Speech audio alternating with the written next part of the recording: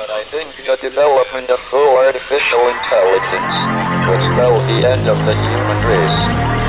It's a flying object, and we don't know what it is. I would hope somebody is checking it out. It was a rocket or whatever, but incredibly fast, opposite direction. It was too fast to be an airplane. I'm glad the Pentagon is looking at this, because if it poses a threat, I want them on top of it. Well, the craft generates its own gravitational field. You said there's lights in the sky? The internet has become the command center for criminals and terrorists. 911, what's your emergency? I need help, please help me!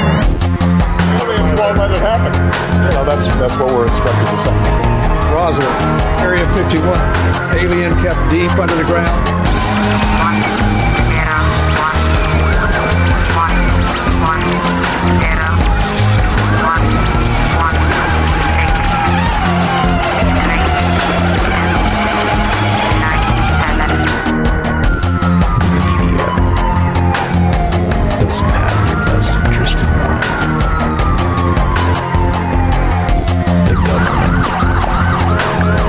self-serving. You're here for a reason. You're listening to Troubled Minds Radio.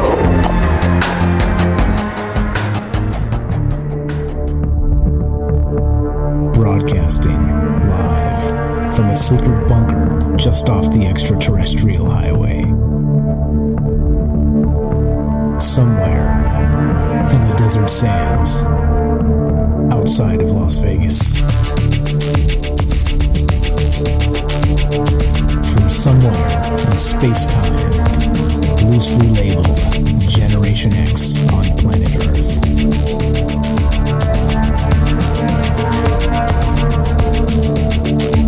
And asking questions of you in earnest. Into the digital darkness. Good evening and welcome to Troubled Minds Radio.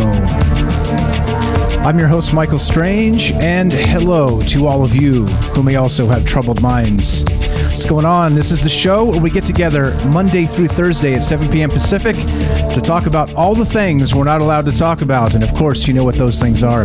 Aliens, conspiracy, the paranormal, the government, academia, the 24-hour news cycle, propaganda, and the general feeling that we live in the upside down.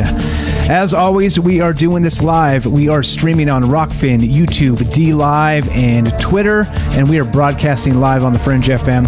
And if you want to be part of the show tonight, the number to call, 702-957-1037. That's 702-957-1037. You can find the phone number and the Discord link at troubledminds.org. That's the official website. It's got all the stuff you need, all the social media, all the podcast information, all of everything, and including the phone numbers there. So if you if I read it a little bit too fast, which I'm likely to do sometimes, just go to the troubledminds.org. You absolutely cannot miss it. The phone number is right on top.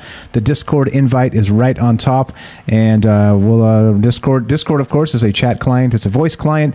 It's completely free, and it's how we do international calls, because we have people listening to the show all over the world. So in this figure in 2021, we still have this little thing called long distance. It's still a thing in 2021, which makes absolutely no sense. More of the living in the upside down, right? The companies and the legislators and all the rest of this, they can't get their stuff together fast enough to even just fix things for the internet age. We still have area codes and things like this, which again absolutely makes no sense, but whatever. Our way around it is using Discord. It's a chat client, voice client, like I said, completely free, and you can use it internationally without any other sort of cost whatsoever. Free is it, and there you go. Hop in and say what's up, and that's what's up. That's what's going on. Mama Bug, I see you. Why does everyone say Restream Bot except for you? Because you're special, clearly special, but well, we're reading your chat there. So as we go tonight, what we're doing tonight is, of course, we're talking about all those things I described, and more than that, because this show's about more than that. That's just a brief description, because you just can't talk about everything in an intro when we talk about everything interesting anyway. Most of the problems of the world, well, They're manufactured problems, right? They're issues. They're the government just being tomfoolery style, right? This type of thing. It's ridiculous, right? It's literally outright ridiculous. And there's bigger things going on in the world. There are more important things happening, and that's part of why we do the show in the format we do, so that we can hear what you have to say about a lot of the things that we bring up, that I bring up, that we talk about as a collective group here. And like I say, this is less of a show. This is more of a conversation. And the secret weapon of this show is you.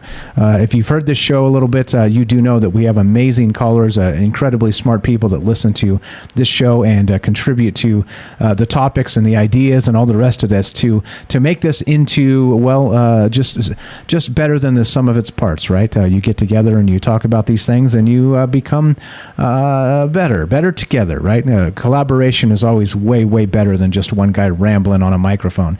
And so that's what this is about. And so the secret weapon of this show is you. And one more time, if you want to be part of the show, 702-957-1037. Click the Discord link at troubledminds.org. We also have another Discord running at fringe.fm/chat. It, again, is free. It's part of the same program. I'm watching all the chat rooms to make sure that I catch up with all the folks that are saying all these amazing things out there. So there you go. And one last thing before we get going, there's also the easiest way to listen to Troubled Minds or anything else on Fringe, by the way, is just download the Fringe app. You can find it in the Apple iTunes store or the Android store.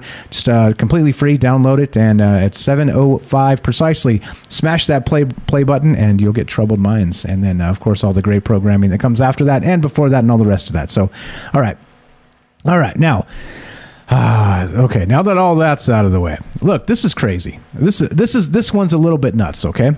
And if I read this several days ago on Twitter, all right, UFO Twitter, and I was like, nah, come on, really? Are we trying to make a link between these two things? This seems ridiculous.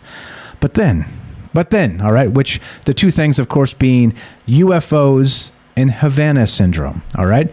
But then, just recently, it started getting covered. And part of the idea here is an individual, a scientist, has been spending some time putting people in MRIs and studying their brains, people that have had UFO contacts, okay? And, well, it starts to become interesting and terrifying kind of all at the same time as this really starts to roll, because not only is it there's a connection with this Havana Syndrome thing, it's not as ridiculous as it first seems. So hang tight with that, and we'll get to a lot of this stuff tonight. And I don't know, it's a little bit it is unnerving. It is okay. So let's get to Havana Syndrome first, just so you understand where the context of this is coming from. So now, Havana Syndrome in particular is this. This is from sciencefocus.com. I'm going to go here real quick, just so you can understand what's going on tonight. And it begins like this: what is causing Havana Syndrome, the mysterious illness that has struck hundreds of U.S. diplomats? And this is from tonight. This article was literally published today at 10:58 a.m. actually. So if that's East Coast time, that was this afternoon. Anyway, and this is where this begins. And trust me, this leads to UFOs. All right, check this out. In December 2021, a former FBI agent previously posted to Guangzhou in China began legal proceedings against the U.S. government. The agent claimed the U.S. Secretary of State and the State Department hadn't taken the situation seriously enough when a few years earlier in Guangzhou, the agent and his family had begun experiencing sudden headaches, dizziness, nosebleeds, memory loss, and nausea. All right. So there's a little bit of wildness going on with this just to start. Now, this is what Havana Syndrome is. OK, and this is where this starts to get a little bit crazy, because we've been talking about this for years, literally now. It's probably been, 2 years? And the first time this was reported is all the way back in 2016. All right. So the thing with this is, number one, terrifying if this is some sort of, maybe electromagnetic weapon, or some sort of microwave weapon, or some sort of acoustic weapon, like they've said. But it's again afflicted hundreds of diplomats, and not just United States diplomats, Canadian diplomats. This was first the reason it's called Havana Syndrome is because it was first reported in Cuba, right, of all places. And so a little bit nuts here. Let's read a little bit more of this, just so you understand where we're going tonight.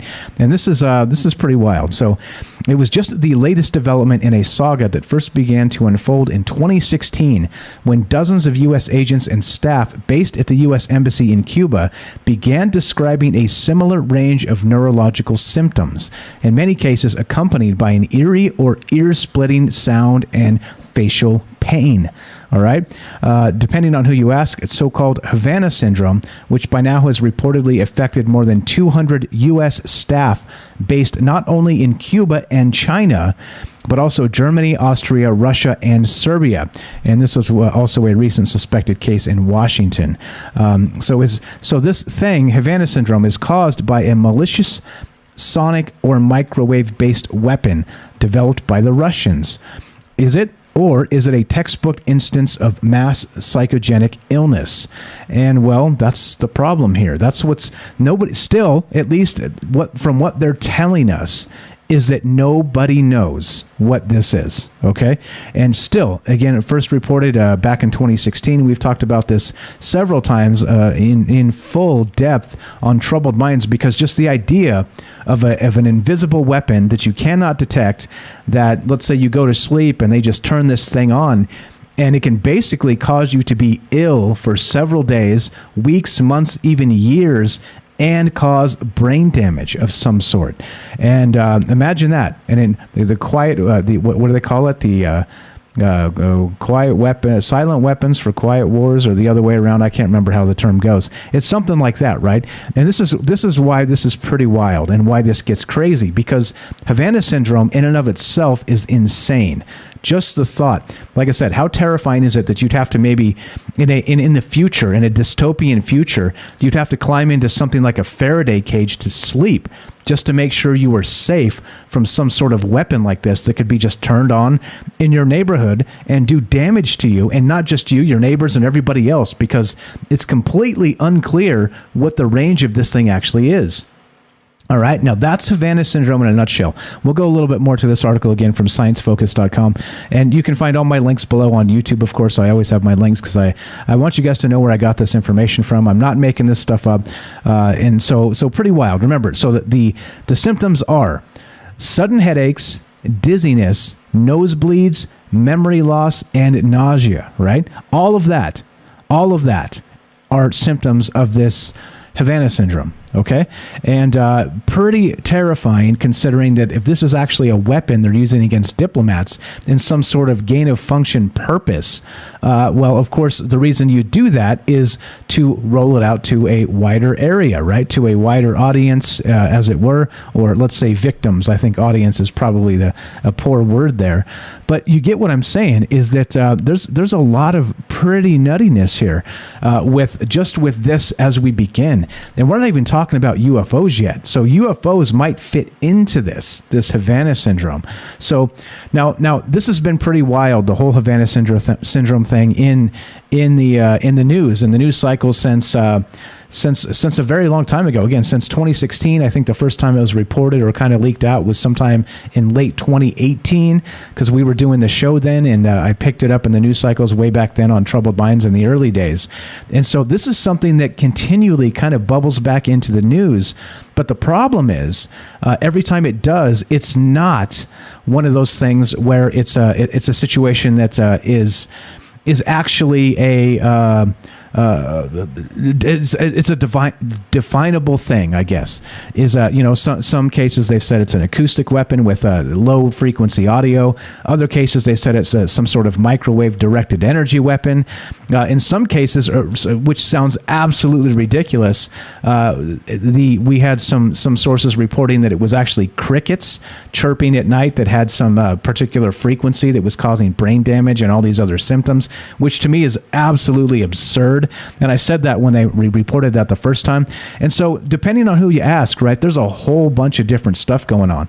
And if it's called Havana Syndrome, they first detected this in a Cuban embassy, United States Embassy in Cuba. And of course, so we had diplomats affected there, not just from the United States, but also from Canada, like I said, and some other countries of the world.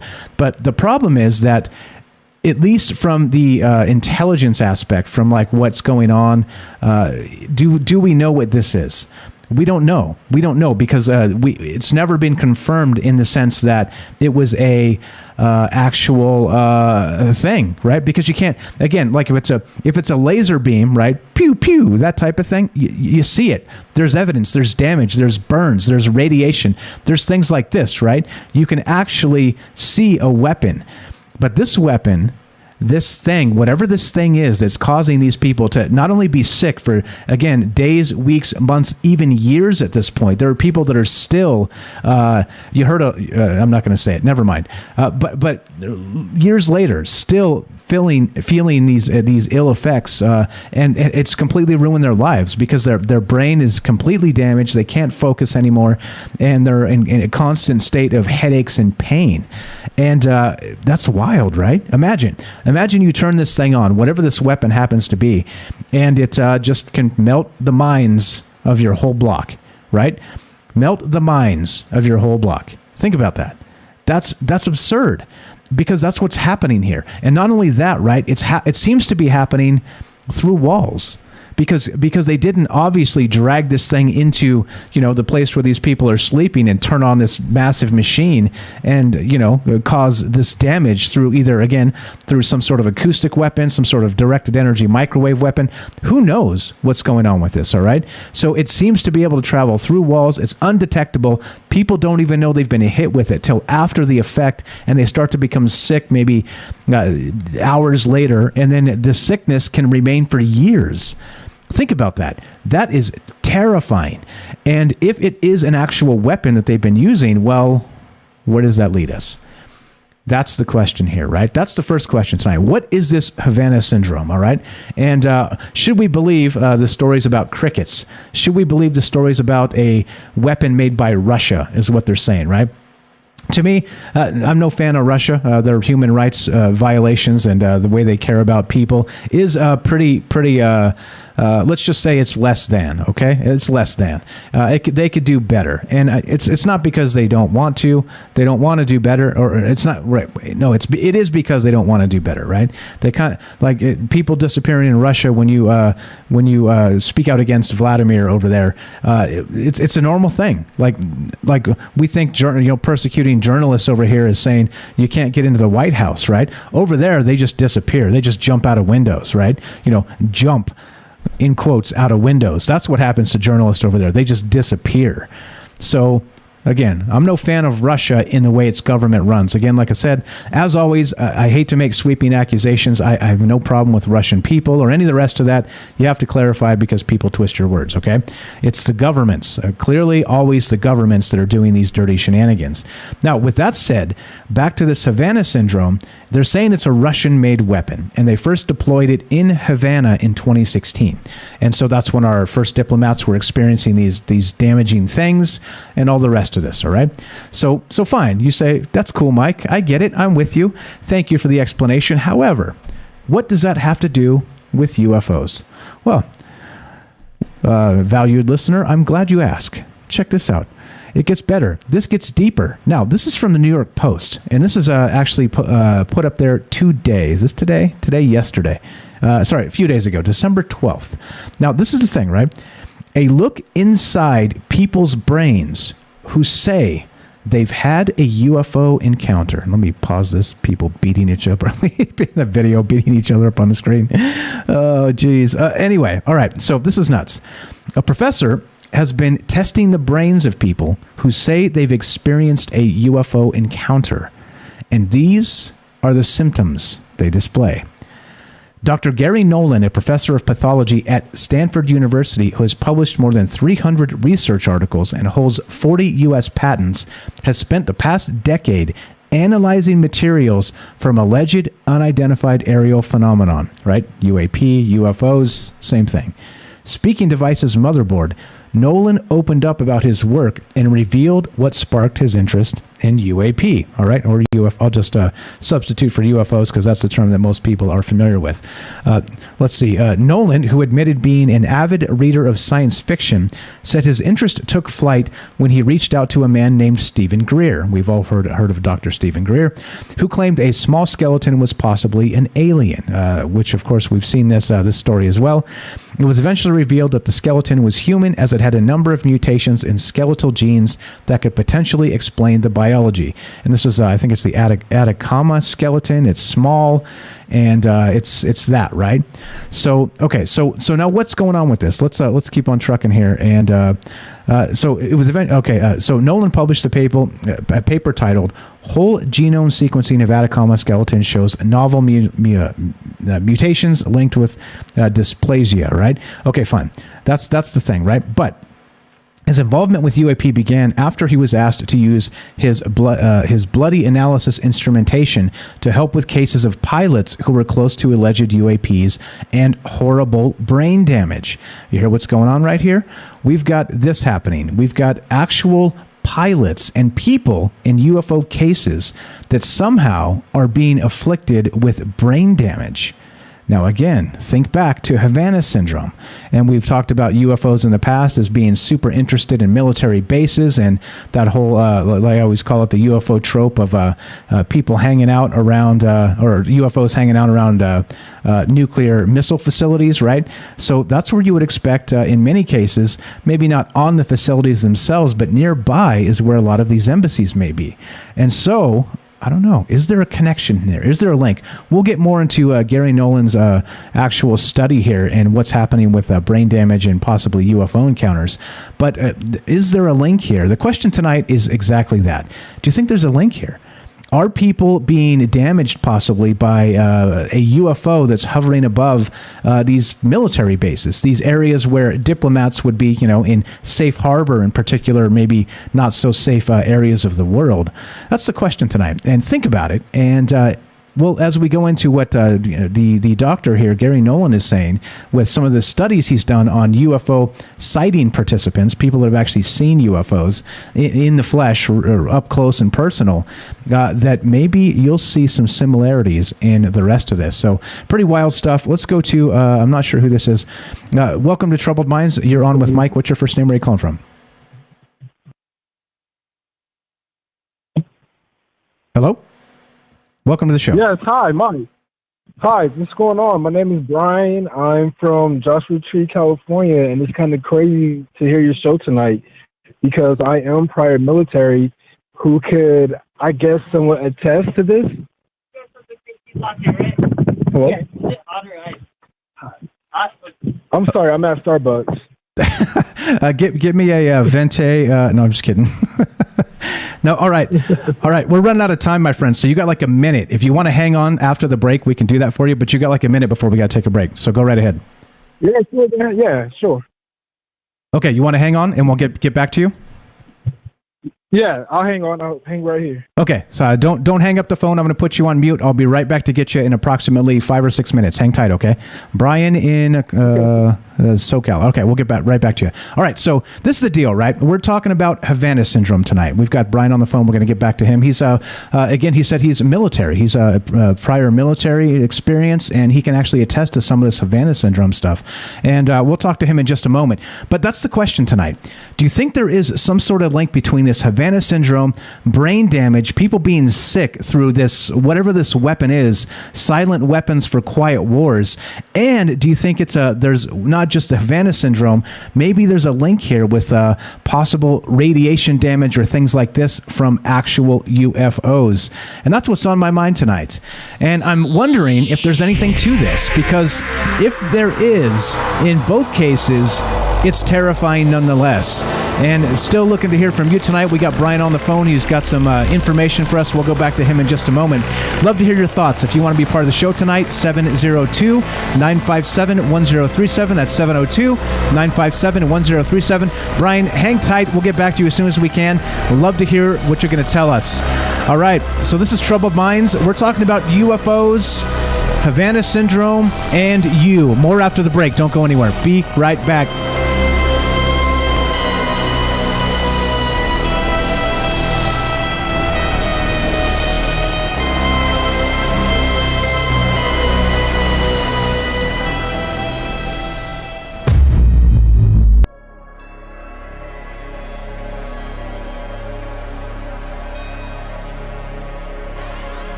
Welcome back to Troubled Minds. I'm your host, Michael Strange, and we are streaming on Rockfin, YouTube, DLive, and Twitter, and we are broadcasting live on the Fringe FM. And we're taking your phone call tonight as we talk about UFOs, Havana Syndrome, brain damage, and is there some sort of link here? I don't know the answer to this. As you know, this is not the answers show. This is the questions show. If I had all the answers, it would be a very short show. I would read the answers like all the rest of the demagogues and then end the show and not let you call and talk about these things. But that's not what this is about. This is about getting together and considering all the possibilities. So if you want to be part of the show tonight, give us a call, 702-957-1037. That's 702-957-1037. Let's get back to our friend here, Brian. What's up, Brian? Thank you for being patient. Welcome back to the show. How are you? Oh, I'm doing good. Right on. So you said you had some actual information regarding this Havana Syndrome. Can you tell us about it? Well, not actually the Havana Syndrome. Maybe I misheard you, but I was referring back to, military and prior service members and UFO experience and such on. Okay, sure. Go right ahead. You know what? I've been out the military for a while. I live here in the deserts of Southern California. And I can attest to, since me getting out the military, which I'm, Marine Corps, I have seen and experienced things that, kind of stem from my experience. But at the same time, it's kind of crazy. It's just crazy how things have happened so far. Okay. Regarding, you want to tell us what happened? So you've seen UFOs with your own eyes? Yes, I have. And the crazy thing is, I've seen them once before, and they're outside our military base. And, and how they come is very crazy. But yeah, I've actually seen them. And this is outside, just dancing right outside the base, right in the training area. Yeah, okay. So you've seen these things. Was it often, or was it just a very, very rare occurrence? Did you see them kind of regularly? You know what? The experience that I had with them, it was like they're dancing in the sky. All you see was these kind of reddish, orange orbs just dancing. And when you see them, like, they look like stones skipping across water. And when I had noticed it, they had noticed me, noticed them. And it was crazy because I was on the phone and I was looking up and I was like, wait a second, is that? And they looked and they noticed me. And they came crashing together, circled me, and then shot straight up. And that was it. That's pretty wild. Right outside the train. Pretty wild. I've seen something similar out here in Las Vegas, by the way. I've described them the same way, actually. Orange orbs dancing together in the sky. I've seen this. When I saw it, it was about 8 to 10 or 12 of them. It was happened too quickly to count, but they were kind of just maybe swirling around each other, like sort of in this, I wouldn't call it a geometrical pattern, but it was sort of just dancing in the sky. And then for me, they didn't shoot up, they faded. Like it was like you snapped your fingers and they all faded out. It was pretty wild. It was probably like a minute and a half long. So it couldn't have been flares or any of the rest of that stuff that people describe. It was nothing like I've ever seen. Pretty wild though. So what do you think these things are? These lights in the sky, the UFOs. Do you think they're ours in a military way, or do you think they're theirs in an ET or something else way? I truly think it's ET. I do believe that we do have UAPs, but we also do have UFOs. Like, the difference between these orbs and, and the TikToks that people see, the main difference is that, these orbs, they glow. These TikToks, those are white. That's man-made. That's the technology that we used. And they know that, and they observe that. And it's just crazy after seeing some of these things, and it wasn't even the fact that I've seen it; it's what happened afterwards. Okay, what happened? What happened? Go right ahead. A couple of nights later, I started kind of experiencing strange things. I had a mole that popped up on my body that was never there. And I can't even say it's a mole, but it looks strange from anything else that's on my body. But is it a scar? Is it tissue? What is it, right? But it was never there. Visions, like things that I can't even put in language. But at the same time, you see visions of it that kind of makes sense. I don't even know if that makes sense. But that's just one of the few things that have happened. I've seen experience just, just crazy. Okay. And, they're far in between. Okay. And so do you know anybody else who maybe while you were in the military, anybody else corroborate this? Can anybody else say, yeah, I was with him, I saw this? I'm not trying to call anybody and verify. I just want to know if other people were with you when you saw this exact thing, or if you think it was maybe a personal experience.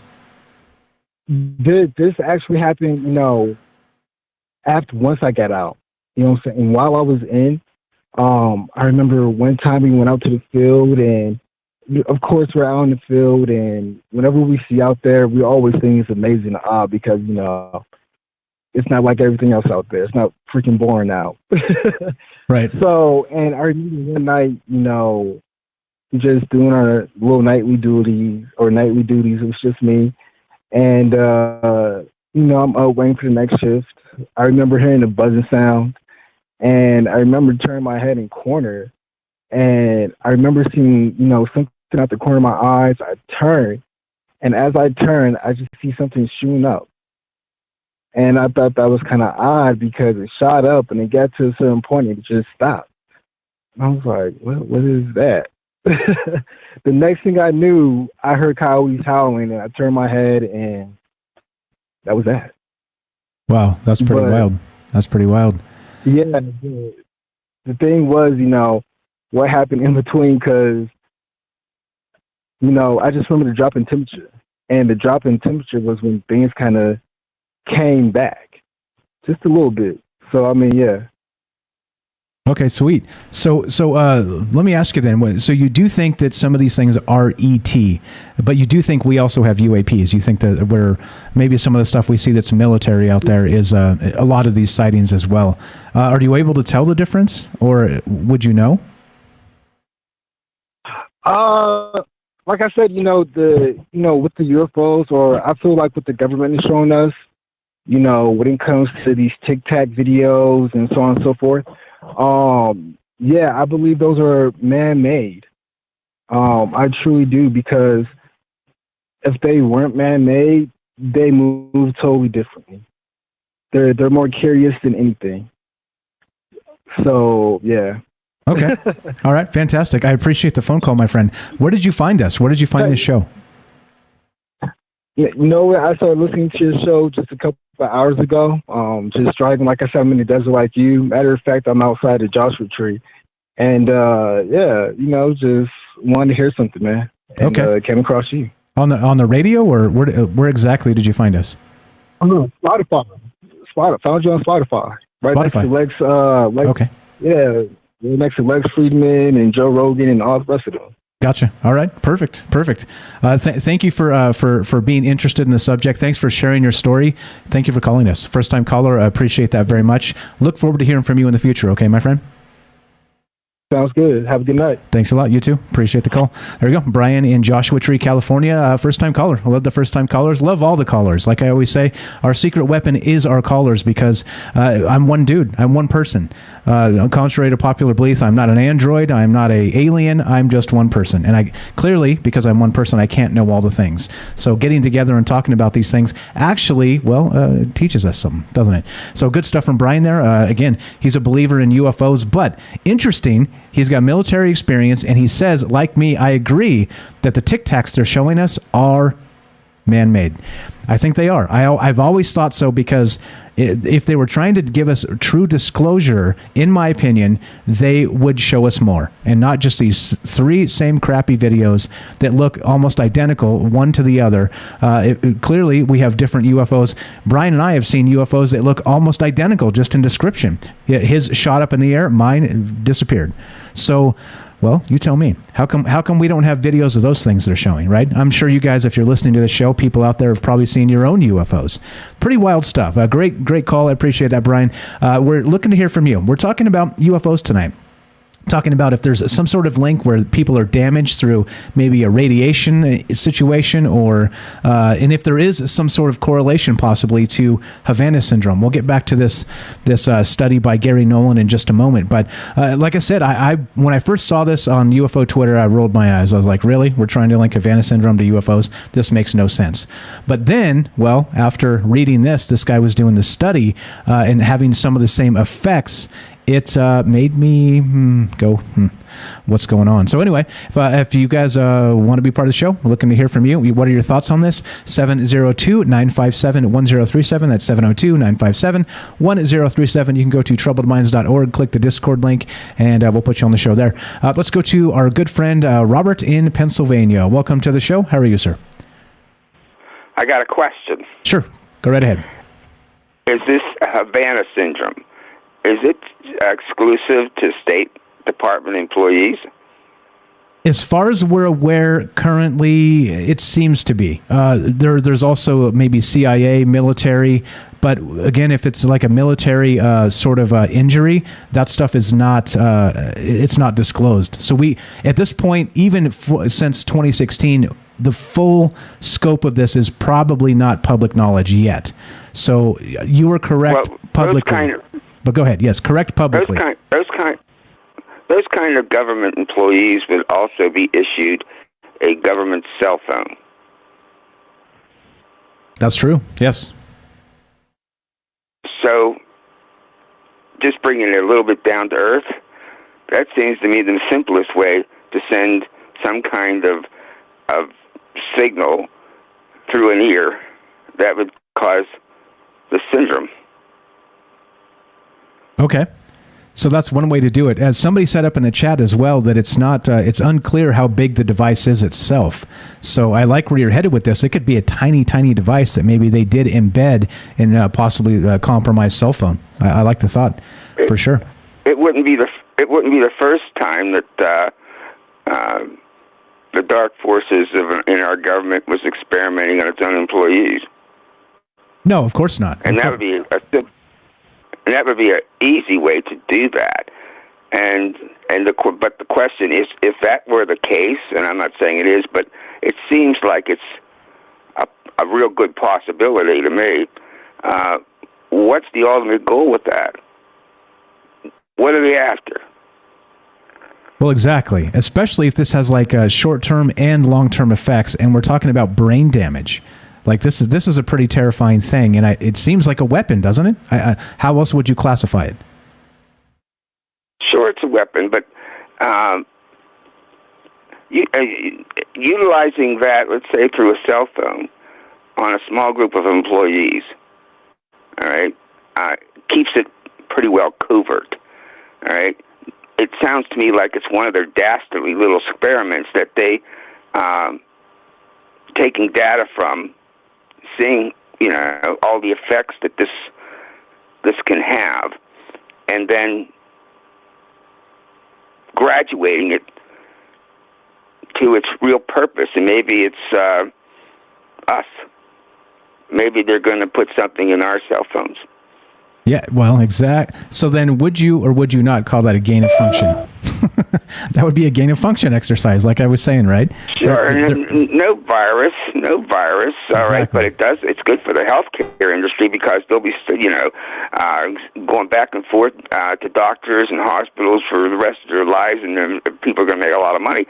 But the point is that, that's kind of like secondary. This is control. This is some kind of deep state experiment in control. in administering some kind of shock to the brain, all right, for whatever purposes. And if they're doing it through a cell phone, all right, I'm just wondering, which would be the easiest way to do it.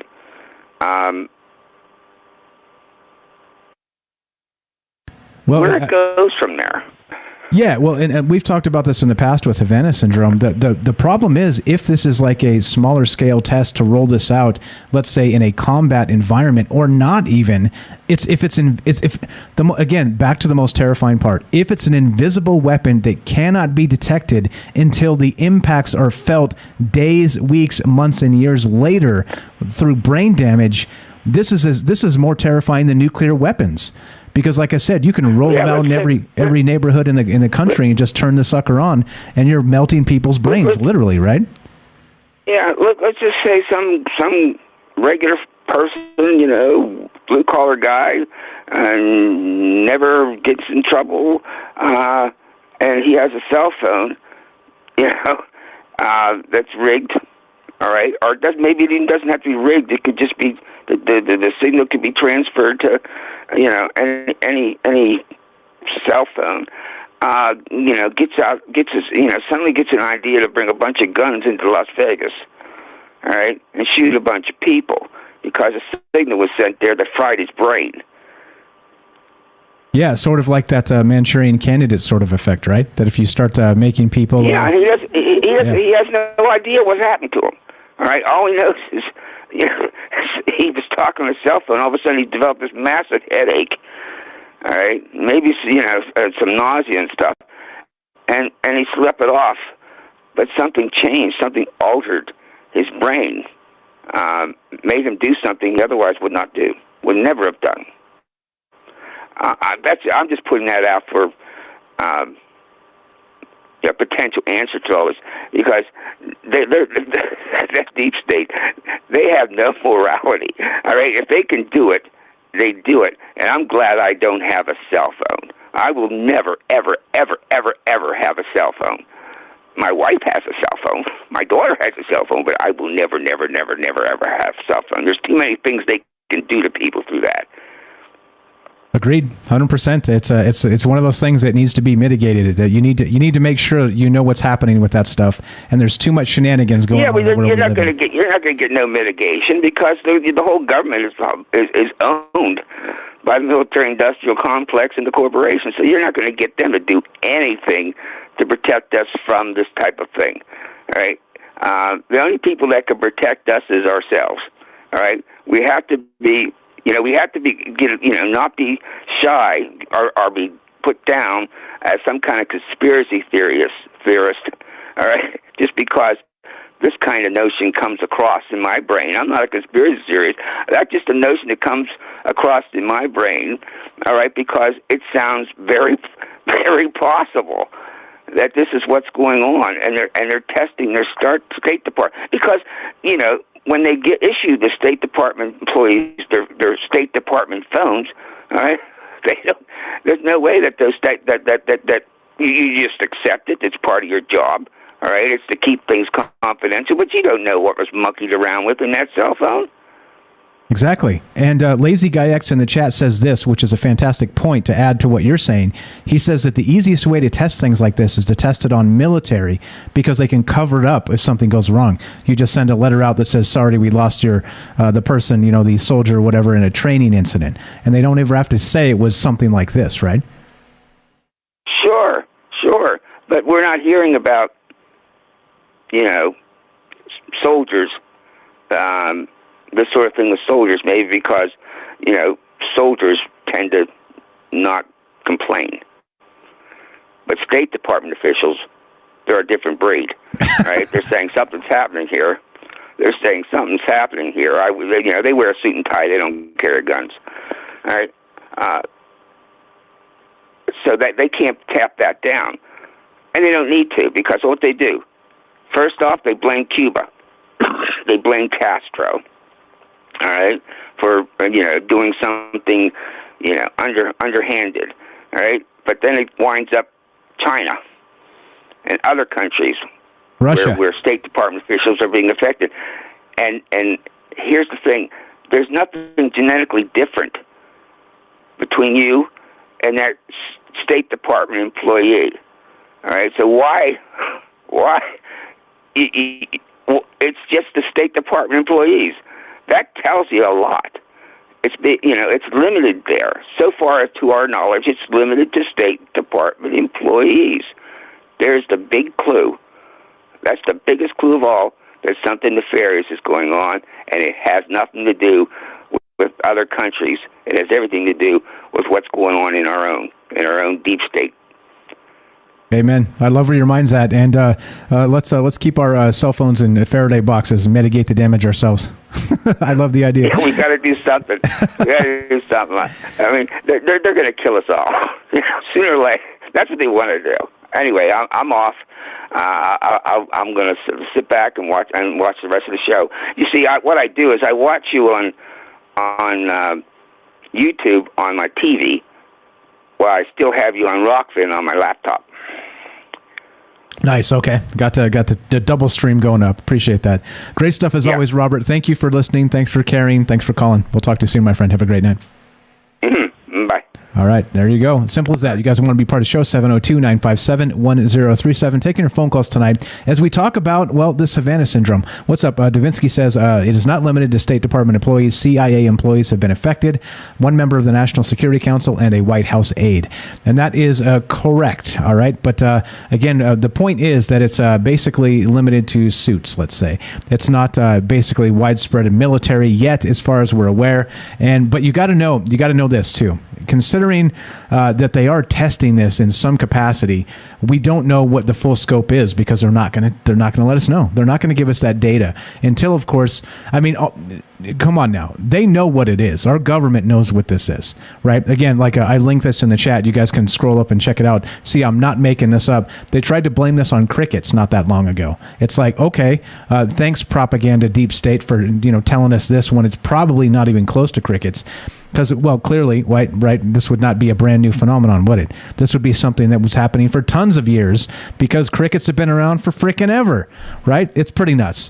So I don't know. I have no idea. So if you want to be part of the show, I'd love to hear your thoughts on this. 702-957-1037. That's 702-957-1037. We'll put you on the show, and we're talking about, Havana Syndrome. We're talking about, is there some relation to possibly UFOs? And some of the brain scans may actually indicate there's something here. Whether this is the case or the truth or any of the rest of that, like I said, that is not my department. That is not our department. Our department is to ask questions and maybe expand some thought in where these things are coming and where they're going. That's it. So again, if you're here wanting answers, this is not the answer show. So just to let you know, I don't have any inside information. I've never had any inside information, and basically we roll everything off of news cycles and try and figure out what's actually going on, and of course get together and talk about it. So if you want to be part of the show, one more time, 702-957-1037. And I don't know. This one is a little bit terrifying because it does seem to be a silent weapon, and it's been rolled out in small capacity thus far, this Havana Syndrome with brain damage and all the rest of this. But if you know something about this, maybe you know somebody who's been afflicted by this, or you know something about maybe microwave weapons or maybe acoustic weapons, which is what they've been describing this as, at least in the press. My thought is probably the government knows a little bit more than they're telling us, which seems to be a standard thing anymore. And what are your thoughts? Is this related to UFOs in any capacity, or is that just making a step too far? Which is okay. We've done that before. Call it drinking the maybe juice. One more time. This is Troubled Minds. I'm Michael Strange. Looking to hear from you. 702-957-1037. That's 702-957-1037. More Havana Syndrome, UFOs, and you when we return. Don't go anywhere.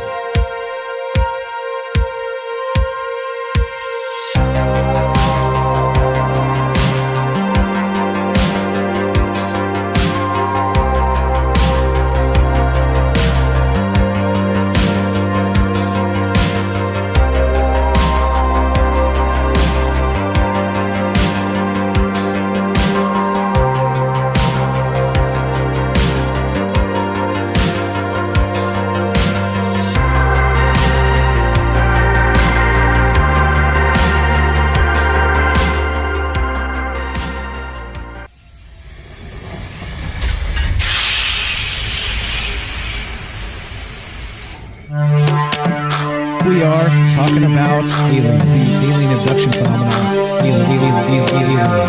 The aliens are looking through your eyes and they're accessing your optic nerve. I'm doing that.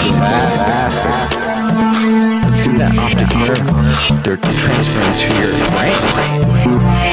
People are calling random images as they traverse neurons in the brain. All right, so maybe, and they also feel them planting or receiving memories or ideas or images.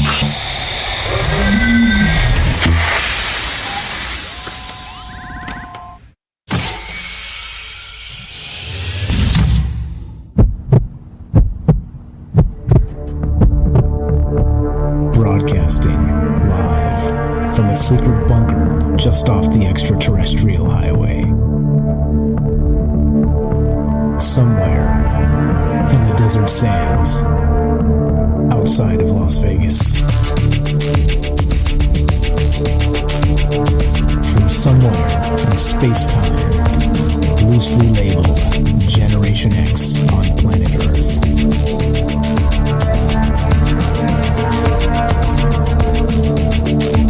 And asking questions of you in earnest into the digital darkness. Good evening and welcome to Troubled Minds Radio. I'm your host, Michael Strange, and hello to all of you who may also have troubled minds. This show's live. We do it Monday, Tuesday, Wednesday, Thursday at 7 p.m. Pacific, and we do it to take your phone calls as we talk about all the things we're not allowed to talk about. You know what they are? Aliens, conspiracy, the paranormal, the government, academia, the 24-hour news cycle, propaganda, and the general feeling that we live in the upside down. Like I said, we're taking your phone calls if you want to be part of the show as we talk about Havana Syndrome. Is there a connection with UFOs? That's right, you heard me say it, UFOs. We'll get to that story as we go tonight. But a lot of terrifying connections here with this Havana Syndrome, and who knows what's going on with this. I don't think this is, crickets, let's say. And if you check the chat, if you want my proof that they've tried to call this whatever this random thing that's happening to people, let's say random, not random, that's actually causing brain damage. It's causing vomiting. It's causing long-term illness. It's causing all kinds of things. And so the question is, what is this? And is it in some way related to maybe the UFO phenomenon where when UFOs are around, people have been known to get sort of radiation sickness and a similar type of brain damage. And that's what we're talking about tonight. So one more time, if you want to be part of the show, taking your phone calls at 702-957-1037. That's 702-957-1037. We got some calls, so let's get to these. Let's go to Joseph in Iowa. Welcome to the show, my friend. How are you? Hey, how's it going? Pretty good. Go right ahead. What are your thoughts on this? Have you heard of this Havana Syndrome before? I asked, I'm not even going to say the full thing. I asked my radio, and, I didn't want to trigger anyone's devices, but thank you. I didn't really get much of an answer. Okay. I was thinking like an orb, though, for orbs. Like, it could be like a vibration like that we're bringing through like the collective, like, connection of internet. We get trending stuff. Like, maybe that's a spiritual starship going back to, like, immortality. Maybe that's you would call it a spectator or spectators that were, like, let's say there wasn't many humans at a time, and what they had was what, like vibrations and, they were building their conscious up, they're building themselves up for this, what's happening right now. Yeah, it could be. So you think there is maybe a connection to the UFOs or this orb phenomenon or something? You're making a connection here, or are you talking about something completely separate?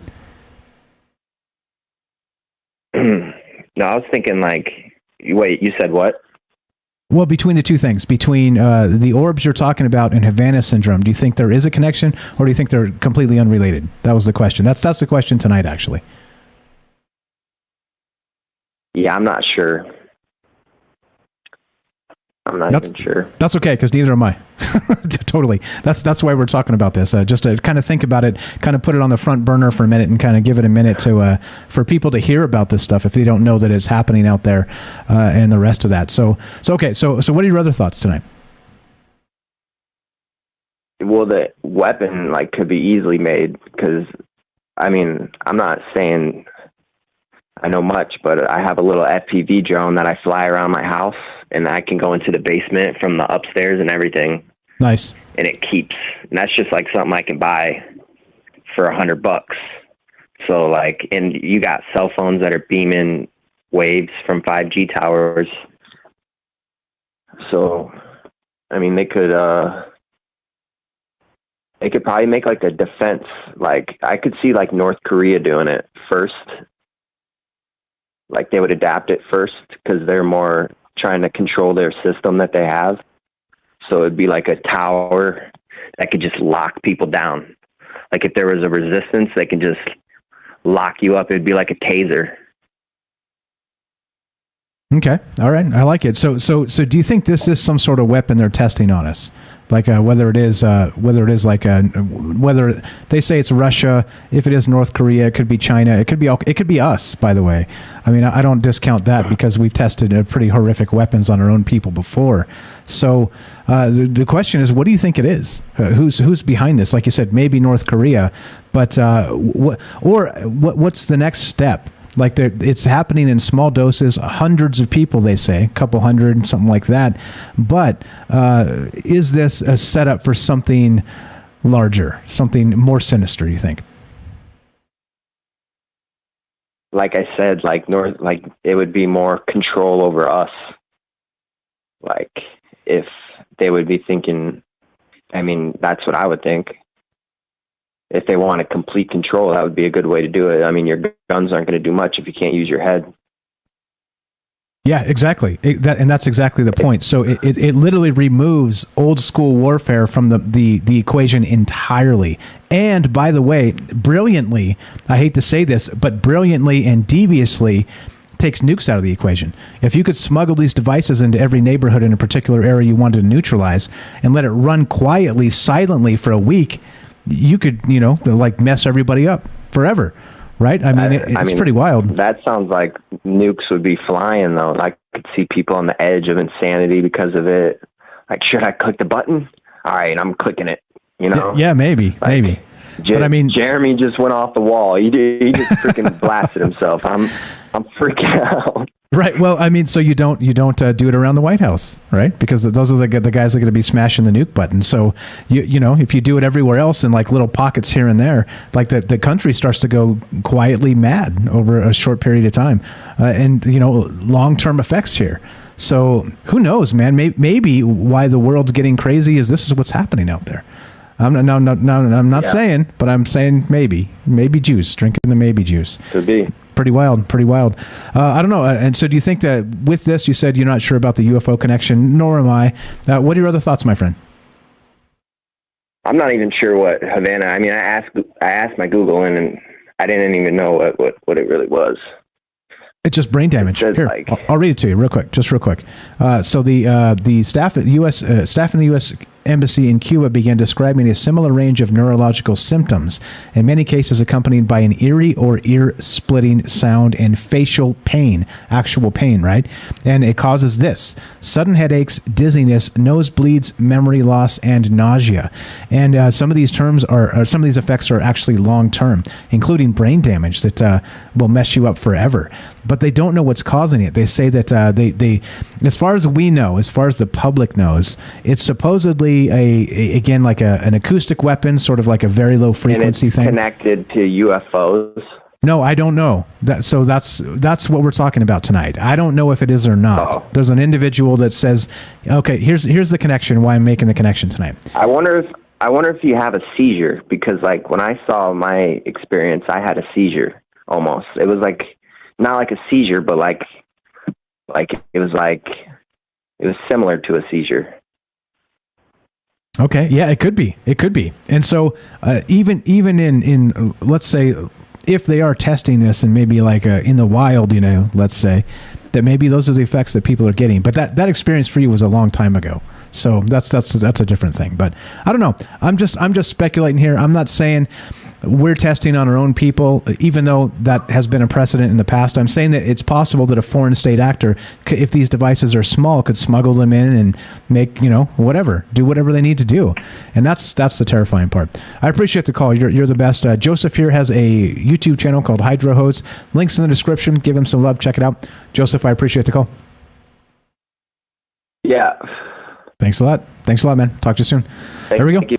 All right, thank you. If you want to be part of the show, we're talking about Havana Syndrome tonight. Is there a connection at all to UFOs or any of the rest of this? And what's going on? Daryl, if you're out there, let me know. Let me know if you're ready to go, and we'll jump you in here. And we got DVIS Zanecki. We'll call you Zanecki. I like the Zanecki. But okay, so we'll get to these couple phone calls in just a sec. But this is what we're talking about, right? What is causing Havana Syndrome, the mysterious illness that has struck hundreds of U.S. diplomats? And then you bump over to this, and you have this individual by the name of, what's his name? Dr. Gary Noland, and he's doing MRIs on people that have had UFO encounters. And so the crazy part here is there are similar effects, right? We're talking about Dr. Kit Green studied some of the people from what Noland called a smorgasbord of patients. A smorgasbord of patients, he says, some of whom had heard weird noises buzzing in their head, got sick, etc. And that's exactly what we're talking about with Havana Syndrome. He continues, a reasonable subset of them had claimed to have seen UAPs, and some claimed to be close to things that got them sick.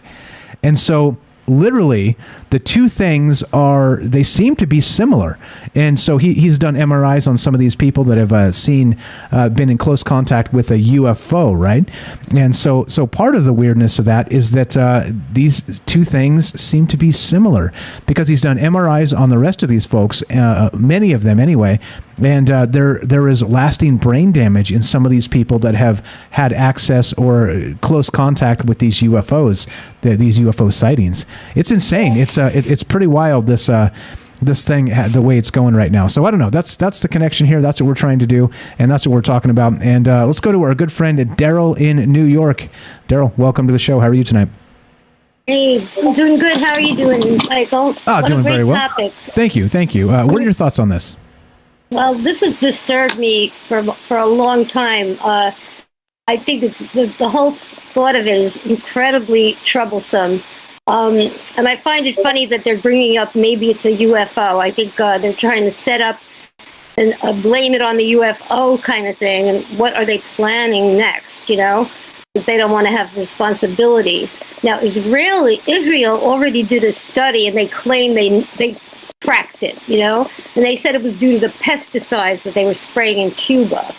But I don't think we all buy that, I don't think we believe that at all. And I think for certain there's some sort of energy weapon.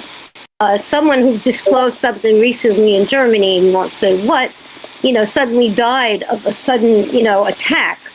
And it was inexplicable, but it seemed like he was being attacked from something invisible, and he wound up dying, moments after he had disclosed something that was sensitive.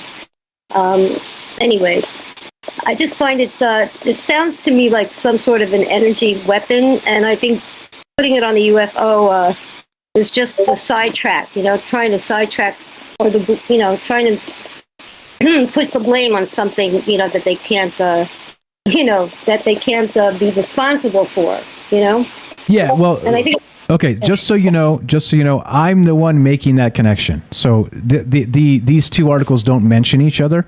I'm just saying, look, these symptoms seem to be similar. So I'm not. They didn't actually claim that it was Havana Syndrome in the study. I just want to be clear. That's not what the press is saying. I'm saying, is there a connection? It's the question tonight. And Aunt Jennifer says in the chat to agree with you. Yeah, the UFO thing is plausible deniability tactic. So there you go. And that's what the conversation is tonight. That's why we talk about it the way we do. But so go ahead. There is a correlation, because there have been people that have been exposed to UFOs, not necessarily like a good thing or bad thing. They just were near a UFO that had landed, and apparently one person touched it, and they wound up getting very ill, like a radiation type of sickness. And I'm wondering, that fella that called in earlier that had warts, after he witnessed the UFO. And it's not the first time I heard that when you see a UFO, somehow that they know that they're watching them, like they know, you're watching them, watching you, watching them. I've heard that a lot before, and I've had something similar happen to me as well, with something, some sort of elemental that I saw in New York.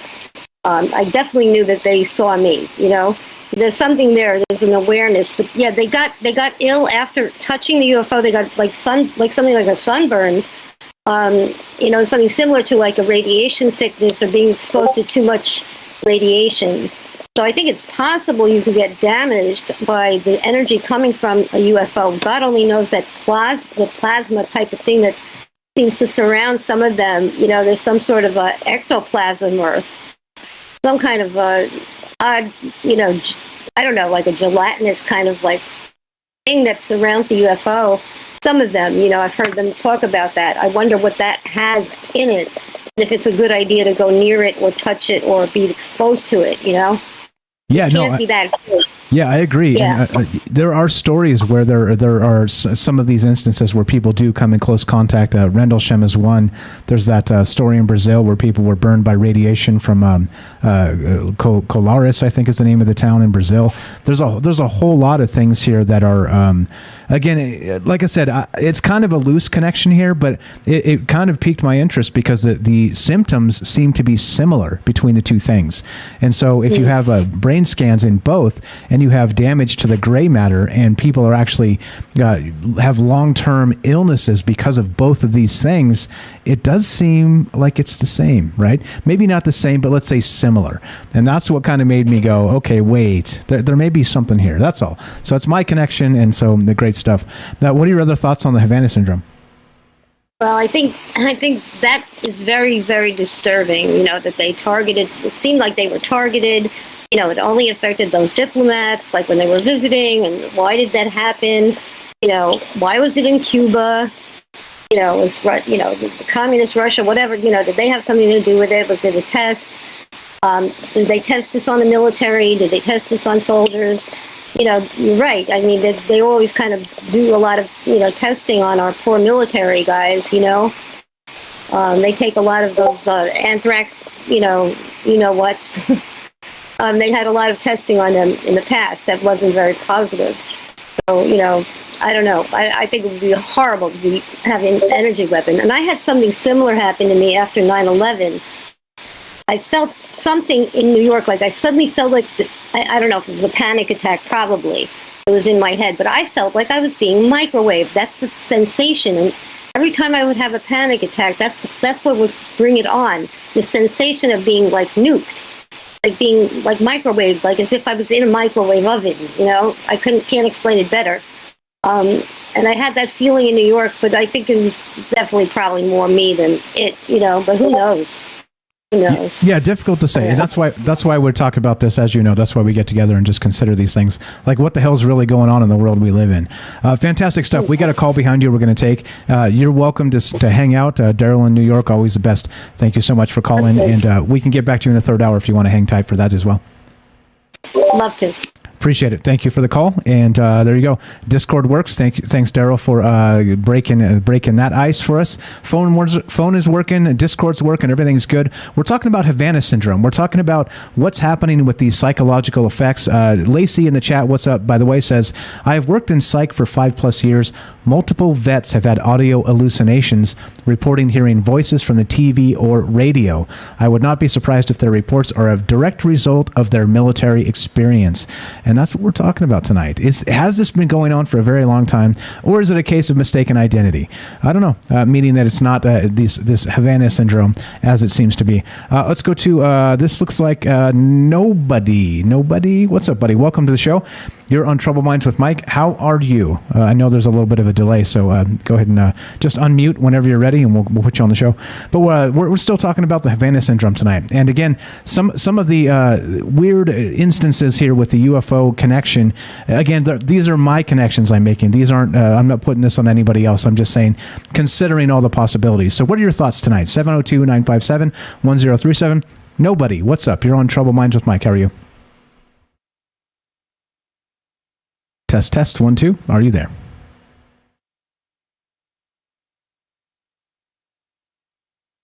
I got nothing. Nobody. Not coming through. All right, so I don't know what's going on with the tech on that end. It looks like nobody's unmuted. So okay, get that worked out, and we'll get you back on the show. It's no problem. It happens on Discord from time to time. It's a little bit wonky when you first get started.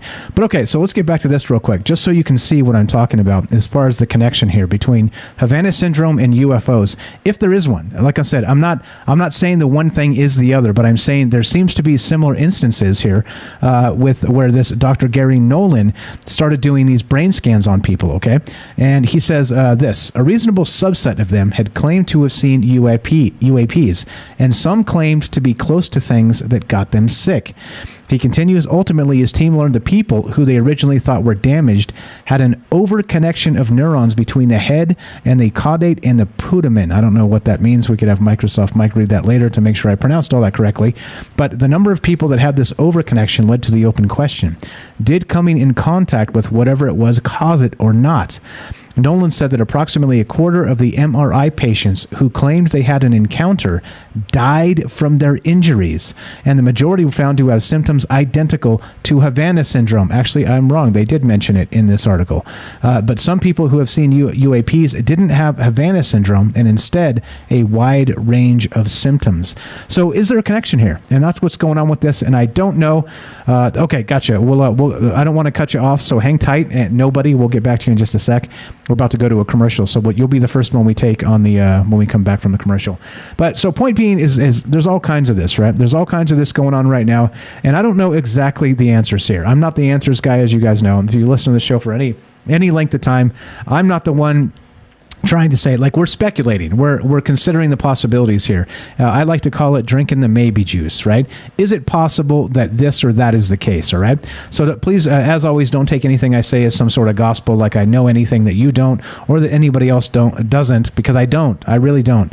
We're just kind of considering what is going on with this stuff. So again, we're talking about Havana Syndrome tonight. And again, it has been described as everything from crickets, which seems wild, and Havana Syndrome, again, causes, again, a wide range of sicknesses, nausea. We're talking about long-term brain damage, possibly. We're talking about dizziness. We're talking about hearing clicking or scraping sounds in your head. We're talking about all kinds of things. And it's happened to approximately 200 people or so at this point. So the question tonight, and why I'm bringing this up and kind of making a UFO connection, is the symptoms seem to be similar. They seem to be in people coming in close contact with UAPs or UFOs are actually, well, maybe similar to Havana Syndrome symptoms. And so, well, you tell me, is this off the rails? That's okay. We've been way further off the rails than this. And like I said, I don't have the answers. These are questions. If you want to be part of the show, 702-957-1037. That's 702-957-1037. We're talking about, yeah, that's right. This is Troubled Minds on Michael Strange. We're talking about Havana Syndrome, UFOs, and you. Don't go anywhere. More after the break.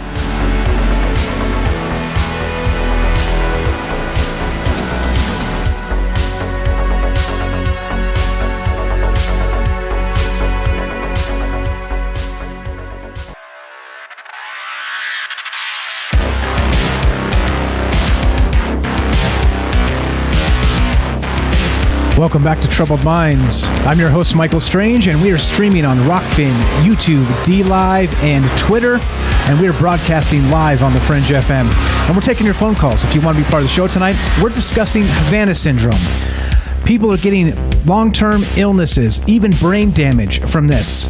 And they've described it as maybe an audio weapon, a microwave-directed energy weapon, or even crickets, ridiculously. But is there a connection to the UFO phenomenon? And that's the question tonight. Some people have exhibited similar symptoms by coming in close contact to an actual UFO. So, if there's a connection, cool, we'll talk about it. If there's not, cool, we'll talk about that. So one more time, 702-957-1037. That's 702-957-1037. And it looks like we've got, let's go to Nobody. Nobody, if you're there. Welcome to Troubled Minds. You're on with Mike and whoever else might be listening. How are you, my friend? Hey, thanks for having me on. Pleasure. Thanks for joining us. I see your chat there. Definitely good questions, and I don't know a lot of that stuff. But what's your take on this, on Havana Syndrome, and do you think there is a connection to UFOs, or think that's just propaganda hogwash? No, I don't think there's any relation to UFOs. Although, if you're suggesting that it might be propaganda, does that mean you're suggesting you might be the propagandist? No. Well, sure, of course. You could always consider that. But basically... Like earlier you said that it was your own hypothesis. No. Well, putting the two things together, I'm a speculative person, and that's what we do on the show. But if you want to call me a propagandist, I've been called worse. So all good. Oh, I'm not calling you that. I thought you were saying that. Okay. No. So, okay, just I know you're new here. The premise of the show is we comb the news cycles and try and parse propaganda. That's the whole conversation. But go right ahead. What's your thought on Havana Syndrome and the rest of this? So, I mean, at this point, everybody knows that it's not crickets and that it wasn't Cuba. And, whenever people talk about, that as though it's some sort of, disinformation by the federal government, I think that they're, glossing over the fact that the federal government is a plurality of individuals with different motives, and that it's not like a cohesive unit where everyone is operating for the same objectives. That it happened in Cuba for the first run, apparently, doesn't seem like totally like a coincidence to me. The resources of the Cuban government to support an investigation, into the cause of this is obviously something that would work against us if we were trying to find out who was doing it or track them down. In addition to that, Havana, Cuba has, different regulations for what, kinds of chemicals they're able to use industrially or agriculturally. And we saw that be exploited, against people who have, suffered from this illness. But, at this point, like, that's all kind of old news. Like, nobody's really, talking about that anymore. So I don't really think it's like useful for anyone to talk about. The only thing that I'm disappointed in, like you had said earlier, that you didn't know if the federal government, or you thought that the federal government wouldn't be telling us if they know about it. And I don't see any evidence of that. The only thing that I'm not seeing the federal government releasing, which is a little upsetting to me, is that they aren't talking about what sorts of countermeasures or detection techniques they're trying to use in order to, meet this challenge head on. But of course, if you were actively in a criminal investigation, even if the criminals were, foreign nationals, abroad, then you wouldn't necessarily want to disclose that. So I'm not really heartbroken about it. Yeah, no, well, and that's part of the problem. So here's us. Again, I don't have any insider sources. I'm just reading news cycles just like you are, trying to figure things out. And that's part of the problem, is that I get it, right? If it is sort of a national security implication, which this certainly seems to be, it stands to reason they're withholding information from the public until they figure it out. Or maybe they're on the case and they know exactly what it is and they're tracking it down right now. And like you said, maybe trying countermeasures and all kinds of stuff. Clearly, this goes into the weeds if you're on that side of the fence, but we're not. At least I'm not. Maybe you are. But the fact of the matter is, and the reason I said that is, if the governments at large know what this is, it wouldn't benefit them at this point to let us know. And I agree with you there. So there's a lot happening with this, but it is a terrifying thing if this is some sort of weapon, if it is some sort of thing that's happening that they're testing in small samples, to roll out to a larger sample. There's really no doubt that this is some kind of weapon or common exposure. The report from the national academies, is very clear about what kinds of diagnostic information we've been able to obtain through medical imaging of the brain. We know that these people represent a cluster of, certain morphological characteristics. And a lot of these people didn't have, like a prior brain MRI to compare to, which is unfortunate because everybody's brain is different. If the Havana Syndrome weapon can affect your brain in a similar way to a blow to the head or, anything else, then everybody's had different life experiences and different genetics that makes their brains slightly different from everyone else's. in the ways that we're able to detect using current medical imaging modalities. So whenever you have like a group of people like this, and that number is now up above 700, by the way, there's only around 200 active investigations. So about 500 of the reports that have been made that have, that we've learned about publicly, have been dismissed for some reason. I can't say what those reasons are, unfortunately. I assume that, there just wasn't enough information, or, it seemed like somebody was being a little hyper vigilant and when they reported it, and they decided, okay, this is probably not a case, or something like that. But the thing about the thing about like whether or not this is a weapon, like it's very clear, because these people represent like a cluster of people with specific morphological changes in the brain, and there's statistically not a way that could happen unless it was deliberately done to this group of people. So definitely, you're saying it's definitely a weapon.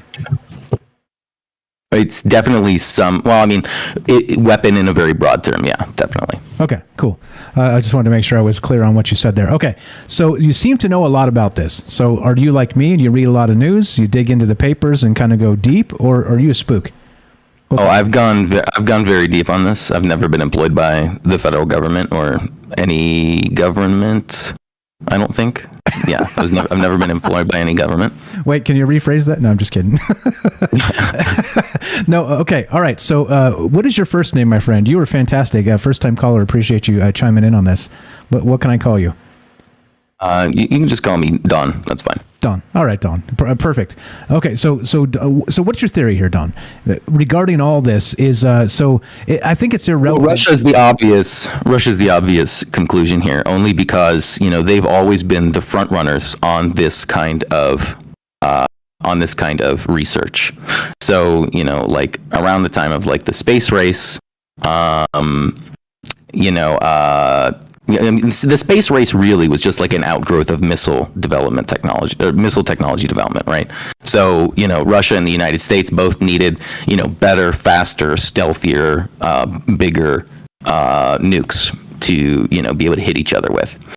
And, an outgrowth of that was, well, if we can put some people on the moon, that will prove to everyone that we have, the best rockets. And, but one of the other technologies that was very important for countering, rockets and other aircraft are radars. And so it turns out that the USSR, that the Soviet Union and other like Eastern Bloc nations, perhaps because they were more, lax in terms of protecting their radar operators from exposure to energy from the apparatuses that they were operating, those radar machines. They had developed a huge amount of a huge cache of information on what exposure over different periods of time at different duty cycles on different frequencies, what kinds of effects that those could have on people, and they simply knew a lot more about it than anyone else on the planet. And so, whenever you want to, whenever you want to try and like guess, like, well, who might Havana Syndrome be coming from? The Russians are an obvious choice for that reason.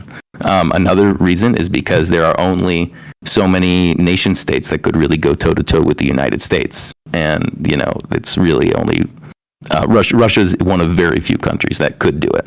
And then in terms of motivation, which country actually wants to send a message like this, that, your diplomatic missions are completely unprotected from us? The list gets even shorter. Okay. All right. So we got a possible suspect here, but so what do you think it is now? Now, again, it's been speculated to be a sort of an audio weapon, low frequency, sort of inaudible to the human ear, but damaging somehow, a direct energy weapon, some sort of microwave thing. And again, things as ridiculous as crickets. Like you said, we can probably discount that because crickets would have been causing brain damage 1,000 years ago too, but that ain't a thing. So what do you think this actually is?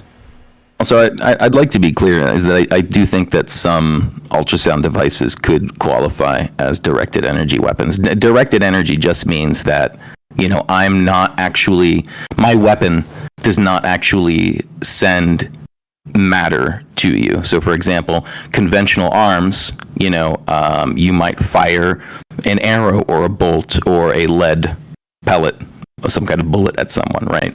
Or an explosive. But with directed energy, the actual matter that ends up harming you is already all around you or inside of you, right? But it's energy that is transmitted through that medium that stimulates them to have that kind of effect. So ultrasound weapons could potentially be considered directed energy weapons.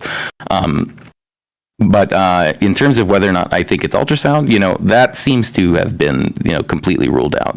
Ultrasound there's no way that ultrasound energies of any frequency could, penetrate into the head, into the places that, they would have to in order to have the effects that they have. This is more or less the conclusion that they reached in the National Academy's paper. So, really at this point, the only thing that we're looking at is some kind of microwave beam. And just so people understand, microwaves is just the part of the electromagnetic spectrum that is, below like black body radiation, infrared radiation, and terahertz radiation.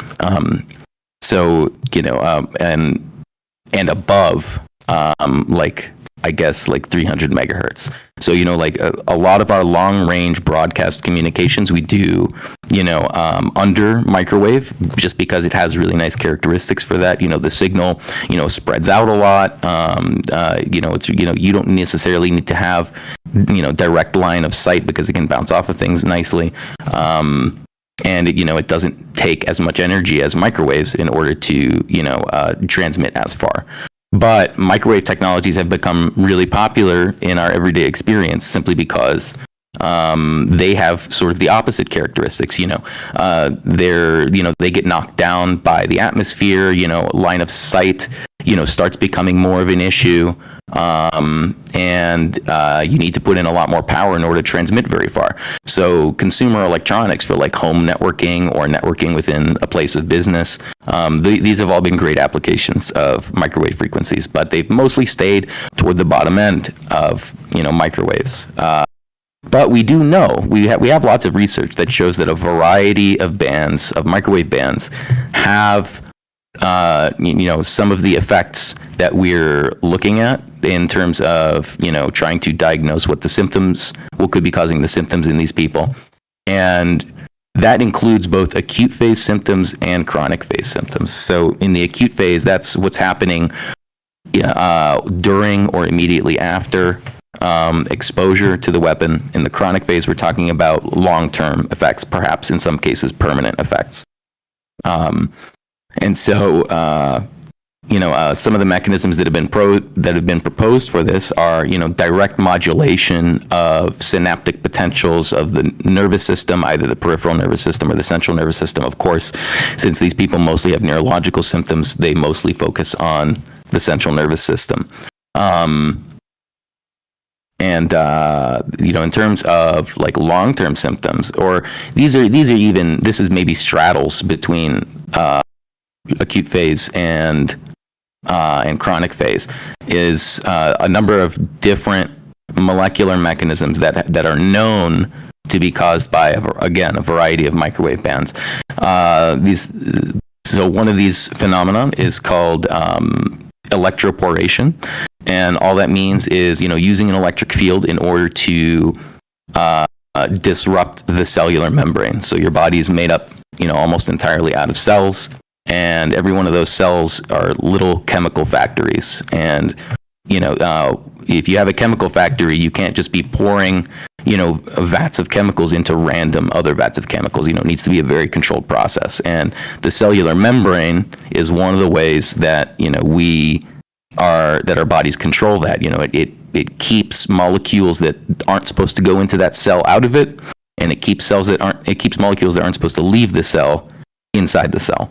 And with electroporation, which is a common laboratory technique used by genetic engineers whenever they want to get genetic material into an organism that they're engineering. It creates openings through which molecules that ordinarily would not be able to pass through the membrane. And that can lead to, all kinds of random effects. Imagine that if you just went into a giant chemical plant and just started randomly mixing things together, who knows what could happen. And then another mechanism that has been proposed is basically some sort of disruption of transport protein, cell membrane transport proteins. And so in the cellular membrane, the way that molecules typically get across that membrane is that some protein is embedded in the membrane, sort of like a port or like a security checkpoint. And the way that it ends up working out is that, it'll let in the kinds of molecules that the cell needs to get from its environment, and it will let out the kinds of molecules that the cell needs to get into its environment. And by disrupting the operation of those molecules, you can also potentially cause like some long-term effects. Something that wasn't really mentioned in any of the literature that I've seen, though, is I think that potentially, I think they largely targeted the brain and did it in this way where they targeted, because if you look at the individual incidents themselves, almost always an entire small room or a fraction of a room or like the size of the interior of a car in one case is the area that appears to be affected by the weapon. And so that tells us sort of like a boundary for what wavelengths they might be using, because certain the size of the electromagnetic wave determines how precisely you can target it. And it's not the only variable that determines it, but it sets a lower bound. So it's possible that some of the effects that have been taking place in the brain have to do with some kind of standing waves being created inside the brain. The National Academy's favored hypothesis, however, is a little bit different. They think that there were actually standing acoustic waves in the brain where the energy to stimulate the vibration was delivered electromagnetically. Personally, I think that's a great hypothesis, but based on what I've been reading in the literature about what is possible to achieve with a microwave exposure, I have no reason to believe that that they would stop there. And I think what is a little bit scary about it is that I think potentially you could target any organ in the body, and you could cause chronic illness simply because of all the metabolic chaos that you'll create in the targeted cells whenever you disrupt that that security checkpoint, that membrane that controls what molecules are able to pass into and out of those cells. And doctors and hospitals are not really equipped to be able to detect something like that. So that's something that really scares me that nobody seems to be talking about.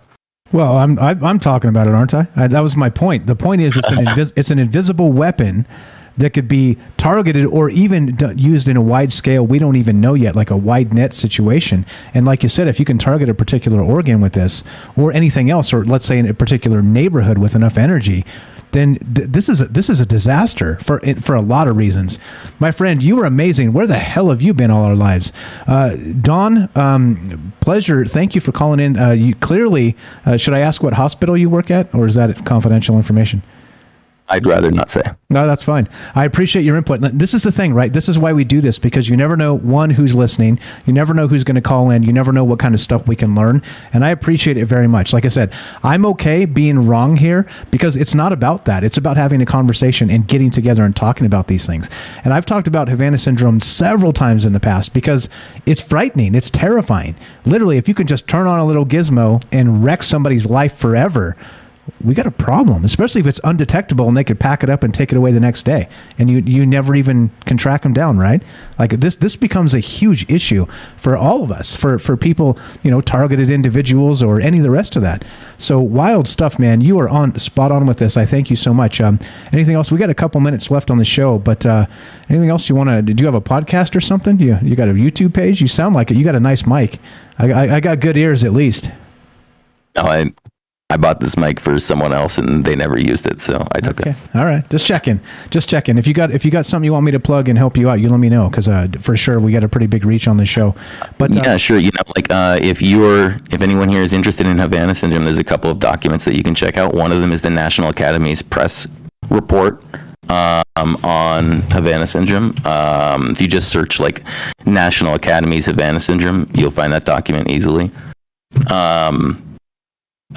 Yeah, that's really the main one. That is the authoritative source for information on this right now. Okay, perfect. Pleasure is ours. Thank you so much for calling and educating me and the rest of us on this, because it is a terrifying situation. And like I said, let's toss the UFOs out then and look at more terrestrial aims here. And that's the point, right? That's why we get together and do this. You toss a UFO story in from time to time, and maybe it is propaganda. And that's the point of the show. Don, you're the best. I appreciate you chiming in. I appreciate all the amazing education. You're the best, bro. Thanks for having me on. Please do me a favor. Stop by from time to time. We'll see. All right. Thanks a lot. Have a great night. That's Don. Known as Nobody in the chat, and clearly not a spook. You're the best, man. Thanks for hanging out. All right, so as we finish this up, you're welcome to stay there, Don. If you want to hang out, just please mute up so you don't make any noise on us here. So as we finish, we're on the radio for another couple minutes, and then we'll kick off to that. I appreciate that. Okay, so this is the thing, right? We're talking about this, and again, great stuff from Don here describing exactly what's happening with this Havana Syndrome, and in depth. And that's really the point of this, right?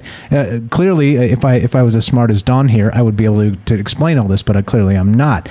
But I am concerned that there's a lot of this that could be used to cause really, really horrific damage in probably wide scales.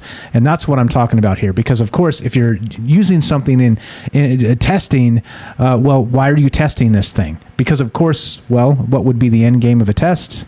To maybe scale it, right? You don't get one thing and then anyway. That's my point. That's why I think this is a horrific thing. That's why I'm going to keep talking about this as it jumps back into the news cycle. So thank you guys for all the amazing chat tonight, all the amazing phone calls, all the amazing information. And what we're doing is exactly that, talking about news cycles, propaganda, and the scary world we live in. But don't forget, I am not a doom monger. I am not one of those people that's telling you the end is nigh, because the end is not. I think that as people, if we get to a certain point that got us here, I think we can get ourselves out of it. Call it the stupidity in me, call it the optimist in me, but I don't think the end is coming. I think that there are ways, again, to mitigate this. I think, like Don was saying there, why aren't they talking about how to do that?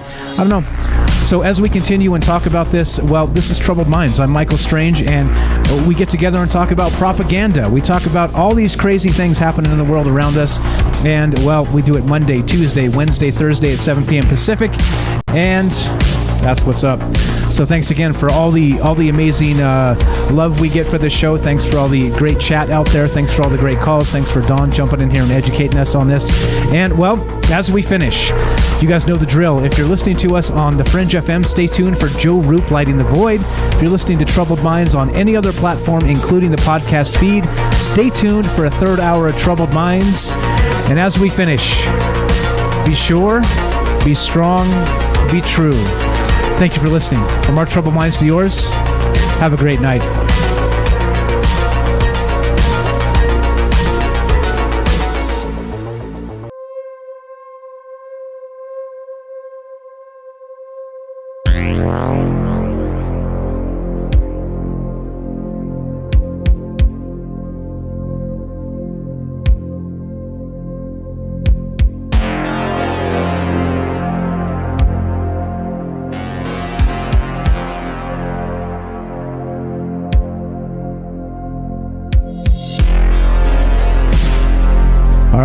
That was pretty wild. I got to admit, I didn't expect I usually get people 3 or 4 times smarter than me calling in, but not usually somebody who's about 10 times smarter than me. So I just shut up, let him talk.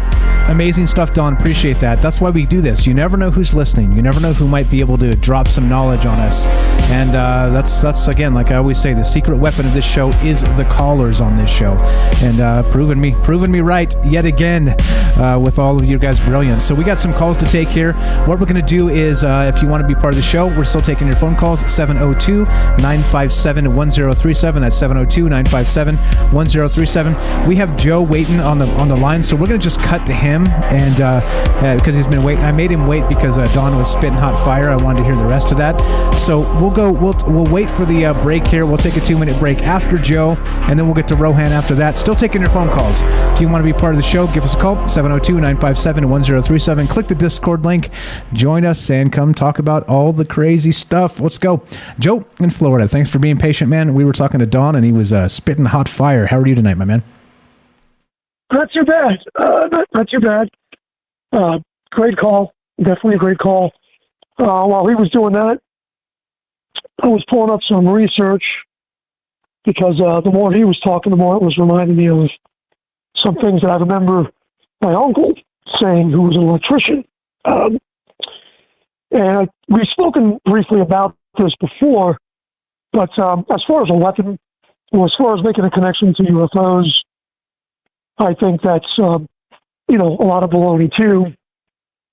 We know Marconi and other people were experimenting with radio waves and radar and all these things. I know that you can look up the article if you just Google Lighthouse Lawn Direct Energy Weapon. You'll see an article that comes up about one of the gardens in the on the White House being destroyed, and supposedly the military taking a look into some kind of invisible attack by a directed energy weapon. The other thing that it reminds me of is there's a book, and you guys can look it up. I can post it in the chat. It came out, I believe, in the 70s. I'm actually looking at it on Amazon right now, but it's called The Zapping of America. And if you read some of the comments on the book, it states that in the 60s, the KGB was microwaving the U.S. Embassy in Moscow. If you look at that and Google it, you will actually see something called the Moscow signal, which is on Wikipedia. And it talks about how Moscow was sending a signal, although it was small, in the 5 gigahertz or 4 gigahertz range, I guess, but the impact was deemed to be negligible. But this was in the 60s. So, would you improve on that technology? Yeah. Would you possibly change the frequency? Yeah. Could you focus it better now? With some kind of an aperture? Probably yes. Would Cuba be a good place to test it? Probably yes. And who the heck even knows if it wasn't technology that was left over from the Cold War that stayed in Cuba after the missile crisis. So who knows if the Cubans weren't doing it just to test it because they don't have many weapons. The thing that I find interesting is that you'd have to think our own government's got it, as well as Russia and some other countries, like the last caller was kind of stating. Put it to you like this: if the population in any one country got out of control and the virus kept you inside, but let's say while you're in your house and you're causing some trouble, whether it's on the internet, trying to get some riots going on or something, who knows if they couldn't zap you right in your house? We already know that they're doing it because, it's happened over in Havana. There's clear health impacts on it. So it's kind of scary. If you look at the Wikipedia article, there's a section they were looking at health impacts, and they found that some people, I'm trying to find it here, some people that were investigated, I think in the 60s and 70s, had a higher incident of cancer. I'm wondering what the outcomes will be with the people that have been diagnosed with that now. I don't know. Well, again, and a lot of this still remains to be seen. So what Don was telling us is he said in the literature, and I'm not going to tell you what that means actually, other than PhD, he was saying it's over 700 people now. But again, in the press reports in the media, we're seeing 200. So cancer connection, I don't know. Like he was saying, you can target organs directly with this thing in some cases, and that's the directed energy thing. Right? Go ahead. It makes perfect sense. I mean, they have CyberKnife for fighting cancer, whether that's radio waves or laser or whatever it is. They've been working on it. I mean, I don't think radar was an invention that we got from aliens or from a crashed UFO. I think we were working on radar. I think that was our own idea, and light waves. So as the technology progresses, so does the usage for it, so does testing it. It's pretty scary. I mean, we know that they have sound waves that will do crowd control. We also know that they have microwave beams that will do crowd control that will make you feel itchy and hot, so you stop advancing. So it's the logical next step. Now, whether the whole UFO article is misinformation or they're trying to set up some kind of Project Bluebeam deniability for the future, where they could say, "Oh, these are from aliens," when it's really not from aliens, is beyond me. That remains to be seen. Would they use it for something else? Yeah. I mean, I think whatever your opinion is on the virus, governments around the world have learned how we would react to a virus. So, again, if you could get somebody in their house, now you have two weapons. You have a weapon that spreads among the people out in public, and you have a weapon that you can use on individuals like Julian Assange, let's say, if you wanted to get him out. I heard him on the news today that he's had a stroke. Who knows? So.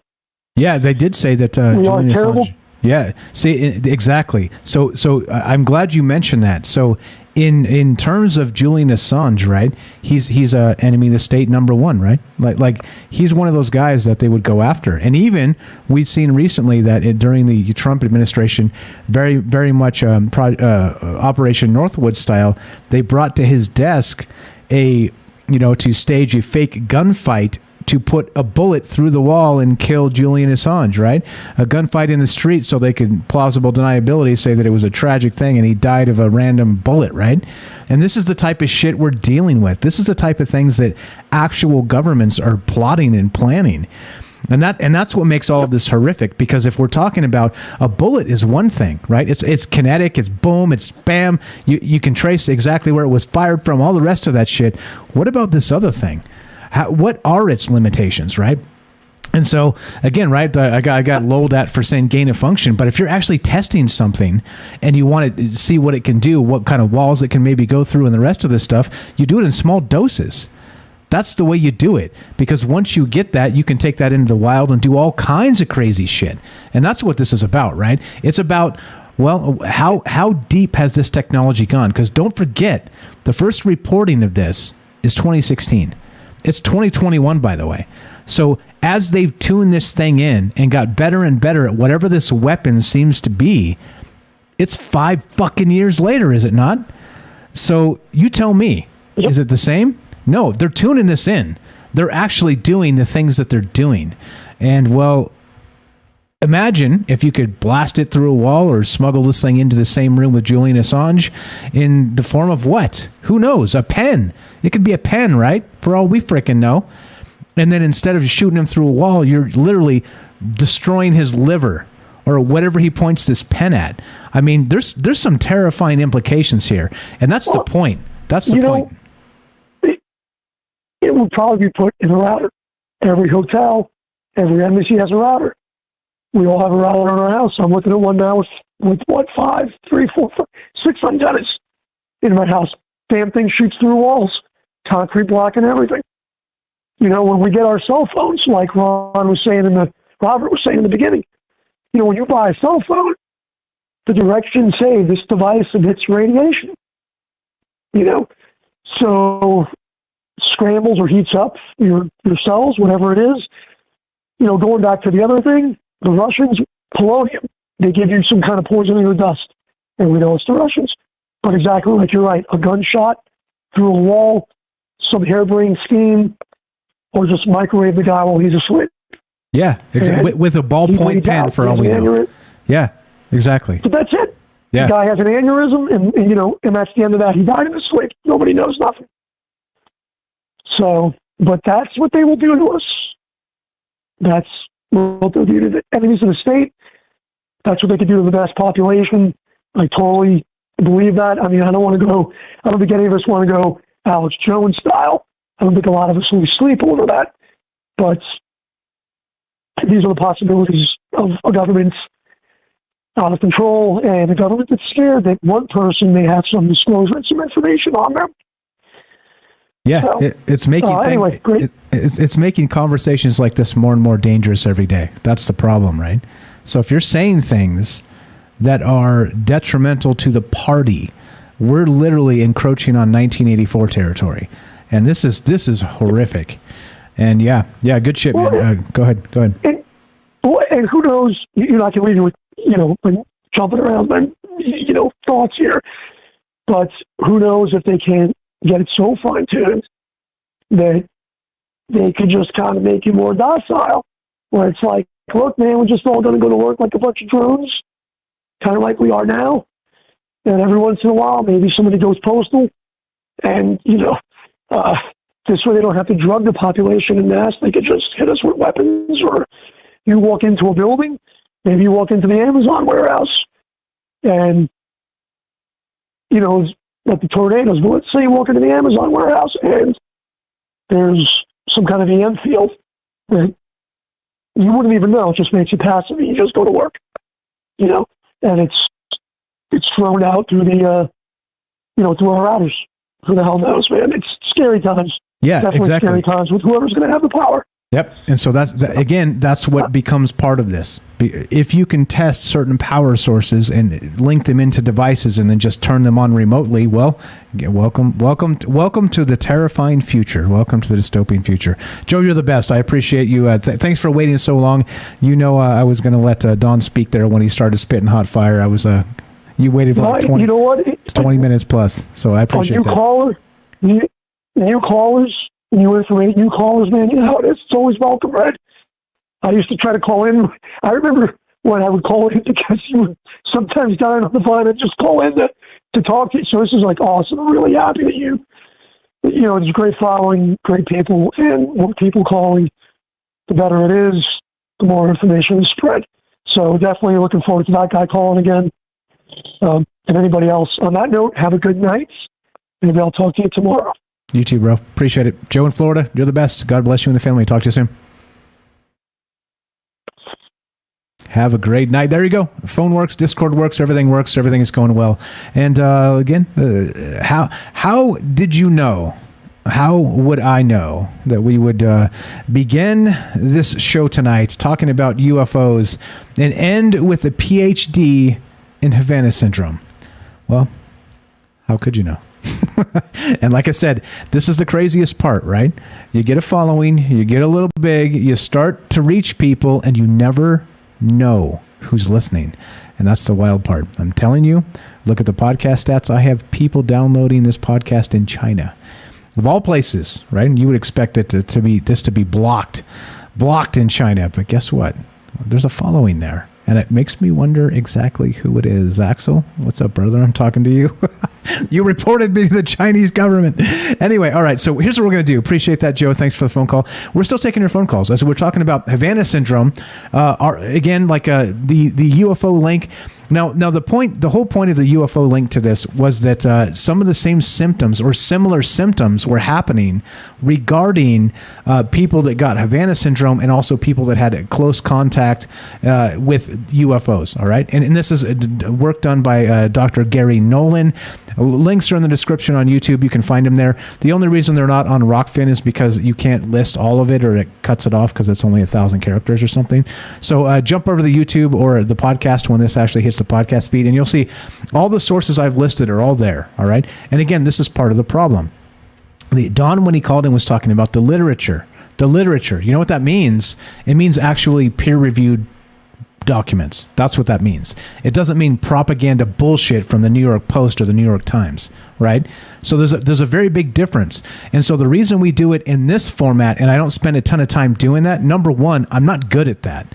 Number two, the stuff that we talk about in particular is what everybody hears and sees, because it's trying to change our mind about particular things.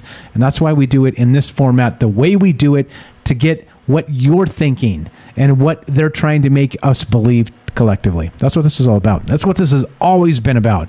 So in any case, what we're going to do now, thanks again for being patient with us. We got Rohan on the line. We'll go to him in just a second. We're going to take a 2-minute break. We're going to take our break now. And great call from everybody tonight. As always, the secret weapon of troubled minds is you. And I always say it, I'm me, you're you, but together we're us. And us becomes a very powerful thing. And you see, perfect example tonight. So what we're going to do is take a quick 2-minute break. I'm going to fire up this music one more time. And let's do it. Let's hang out for just a second. We're going to continue taking your phone calls if you want to be part of the show. 702-957-1037. That's 702-957-1037. Troubledminds.org. Click the Discord link and let's do it, shall we? Let's do it. 2-minute break. I'm going to go hit the restroom so my teeth aren't swimming at the end of the third hour. Give us a call. Troubledminds.org. Be right back. 2-minute break. Don't go anywhere. More Troubled Minds on the way.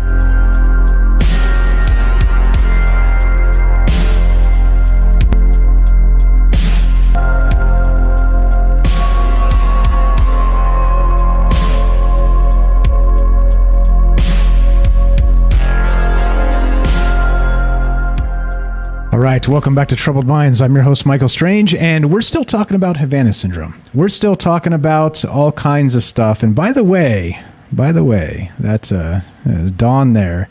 Call me a conspiracy theorist, but Dawn had a particular microphone that I heard because I'm wearing headphones and I'm an audiophile. And the particular microphone that Dawn had, he bought for someone else. And that particular microphone he bought from someone else, for someone else, he was using. I'm just saying. Call me a conspiracy theorist. What's up, Deborah, in the chat? You are banned. If you drop spam in this shit, you're gone. Adios. And I'm not saying Dawn was a spook at all. I'm saying that it's probably not Dawn's first rodeo speaking into a microphone, is what I'm saying. Which is why I asked him if he had a YouTube channel or a podcast that we could plug. So anyway, just saying. I don't think it was shady at all. I think that well, there you go. He definitely had a very nice microphone and a very nice audio setup. And my point is, it's not easy to sound very, very good through a microphone. I know. I spent a lot of time trying. Anyway, as we go tonight, we're talking about Havana Syndrome and all the rest of that. And if you want to be part of the show, 702-957-1037. Is there a UFO link here? And again, this is not without merit, this discussion, because, again, Dr. Gary Nolan, a professor of pathology at Stanford University, actually has been doing MRIs, brain scans, on people that have had close contact with UFOs, meaning, in particular, that there's a similar occurrence here, that maybe this directed energy weapon or whatever this thing is, this Havana Syndrome, has something to do with maybe these close encounters with UFOs. Or maybe it has something to do with close encounters with military bases or embassies or the rest of that. So again, right, the propaganda media says 200 instances. Dawn there in the literature says over 700 now, and this continues to happen. And this is one of those things that is terrifying to the core, because if you're trying to actually give somebody a, I don't know, like let's say a Grim Reaper kiss. This is an invisible way to do it. They've talked about heart attack guns in the CIA in the past. I'm not sure what the merit there is, but what about this? If you're talking about state-sponsored assassinations, it becomes a really horrific thing, doesn't it? Rohan, if you're there, what's up, buddy? Come on back. How you doing? Deborah, banned in the chat. What's up, bro? How are you? Welcome to the show. Banned. Gone. GTFO. Yeah, I'm good, man. GT. If you come in the chat, look, I literally have a moderation window open now just because of these spammers. So literally, it pops up on my thing before it pops up on YouTube, and then I ban them instantly. So go ahead, keep it up. I'll ban every account you got to throw at us, and it's no sweat. I can do it. The radio show, read the chat, take the calls, and ban your shit before it even shows up. Welcome to the show, my friend. You're not banned, Rohan. What are your thoughts on this, man? Well, I've got some thoughts on that, actually. Oscar Wilde would say, so the one thing worse than being talked about, Mike, and that's not being talked about. I guess. Yeah, not being talked about. That's true. That's a fact. But yeah. There we go.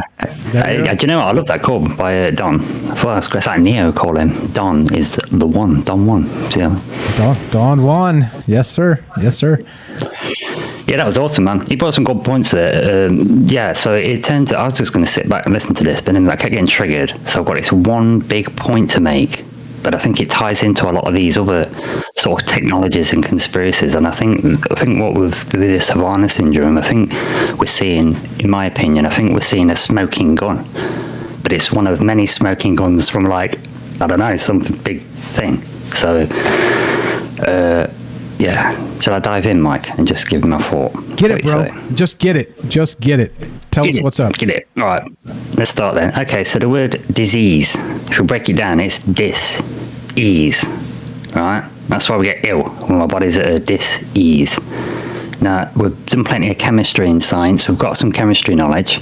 Okay, so we can deal with the mineral deficiencies and get that side of things working. Okay, but that's not the whole of us, is it? We're bioelectrical.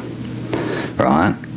Now, the electrical side of us, at least in my understanding in Western science, that's new. It's new to Western science. They don't want to talk about that stuff. They don't want to talk about consciousness. They don't want to talk about where consciousness is, where it's located. You know what I mean? Right, we know all this. And we also know that everything's frequency.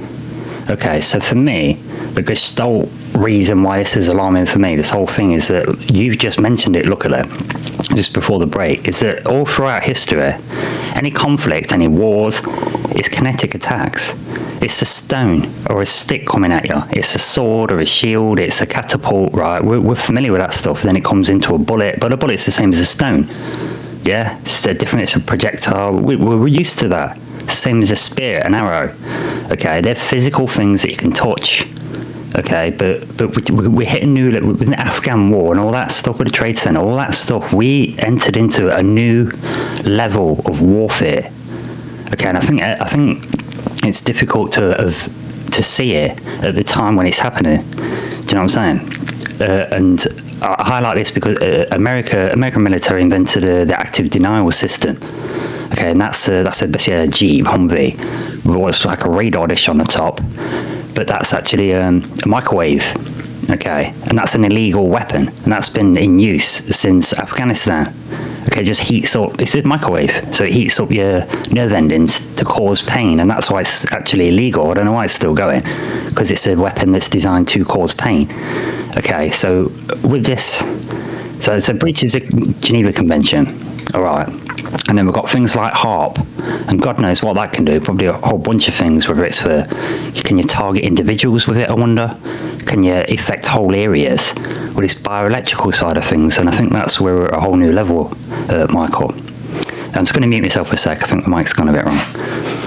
That's right. Speaking of mics, by the way, so my prediction on, you can correct me if I'm wrong there, nobody, Dawn that called in, is a Shure SM7 is what I'm guessing that microphone is.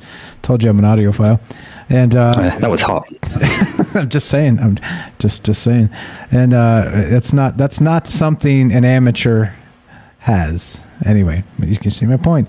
I may be dumb, but I'm hella dumb. All right. That's so hot, right? That's so hot. But yeah, okay. So we're talking about Havana Syndrome tonight. Rohan's fixing this microphone here. If you want to be part of the show, still taking your phone calls.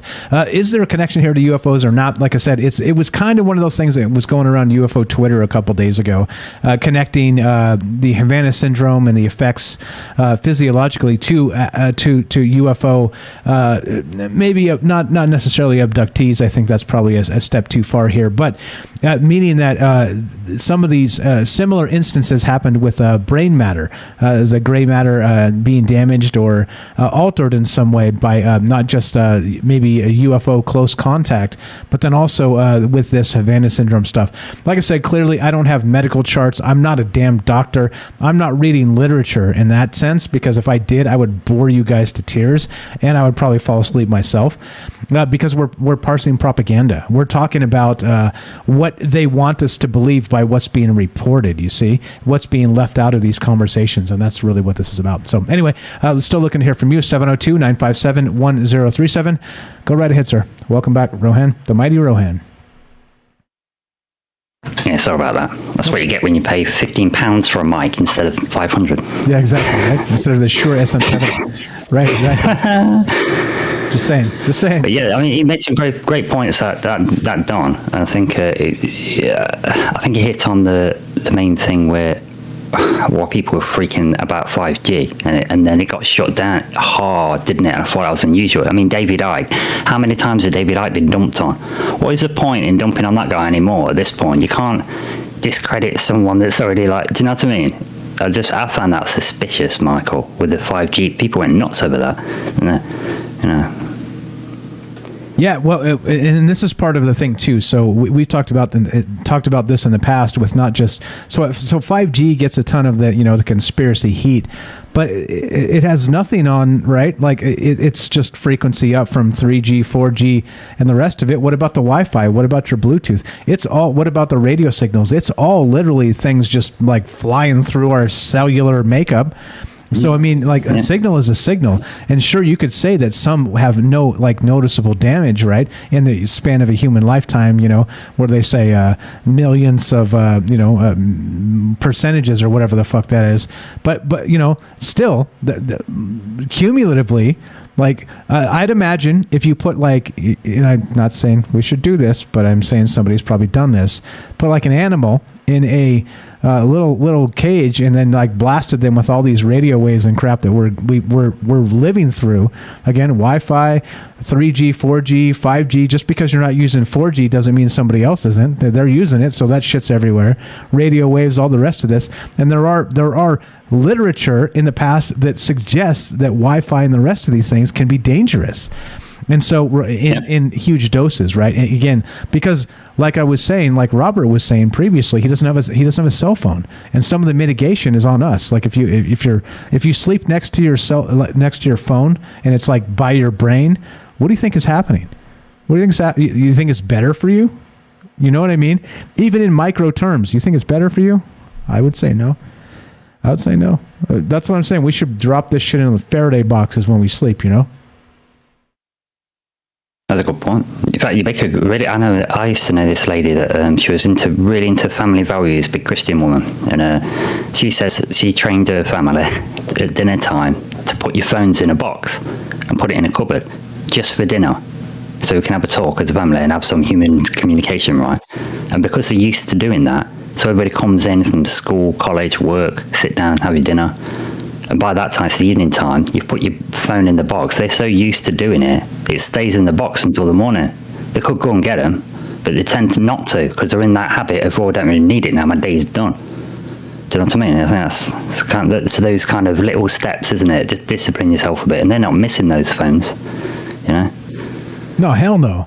This has all been tested. They're doing this in labs and whatnot. And this is what I'm saying. Part of the problem is we only get half the story. If that, we get a third of the story, and then the third of the story is also spun. and left details out and all the rest of that shit too. So then again, that's what this show's about. It's about that propaganda cycle and why we're supposed to believe the things we believe, right? To believe that in a corporate world, we're like, oh yeah, this is fine, everything's fine, right? Eat the chemicals, get blasted with the radiation, it's fine, right? This is all fine. Like, what's that meme you posted last night? The meme sitting in the house is burning down. This is fine. This is fine. I'm fine. This is fine. Yeah, this is fine. Totally good. But yeah, go ahead. As long as the fire's not touching you, you're okay. Yeah, totally. Right? It's fine. Like, like, ow! Like hand on the stove situation. It's fine. Yeah. Long-term effects, who the fuck knows? But it's fine.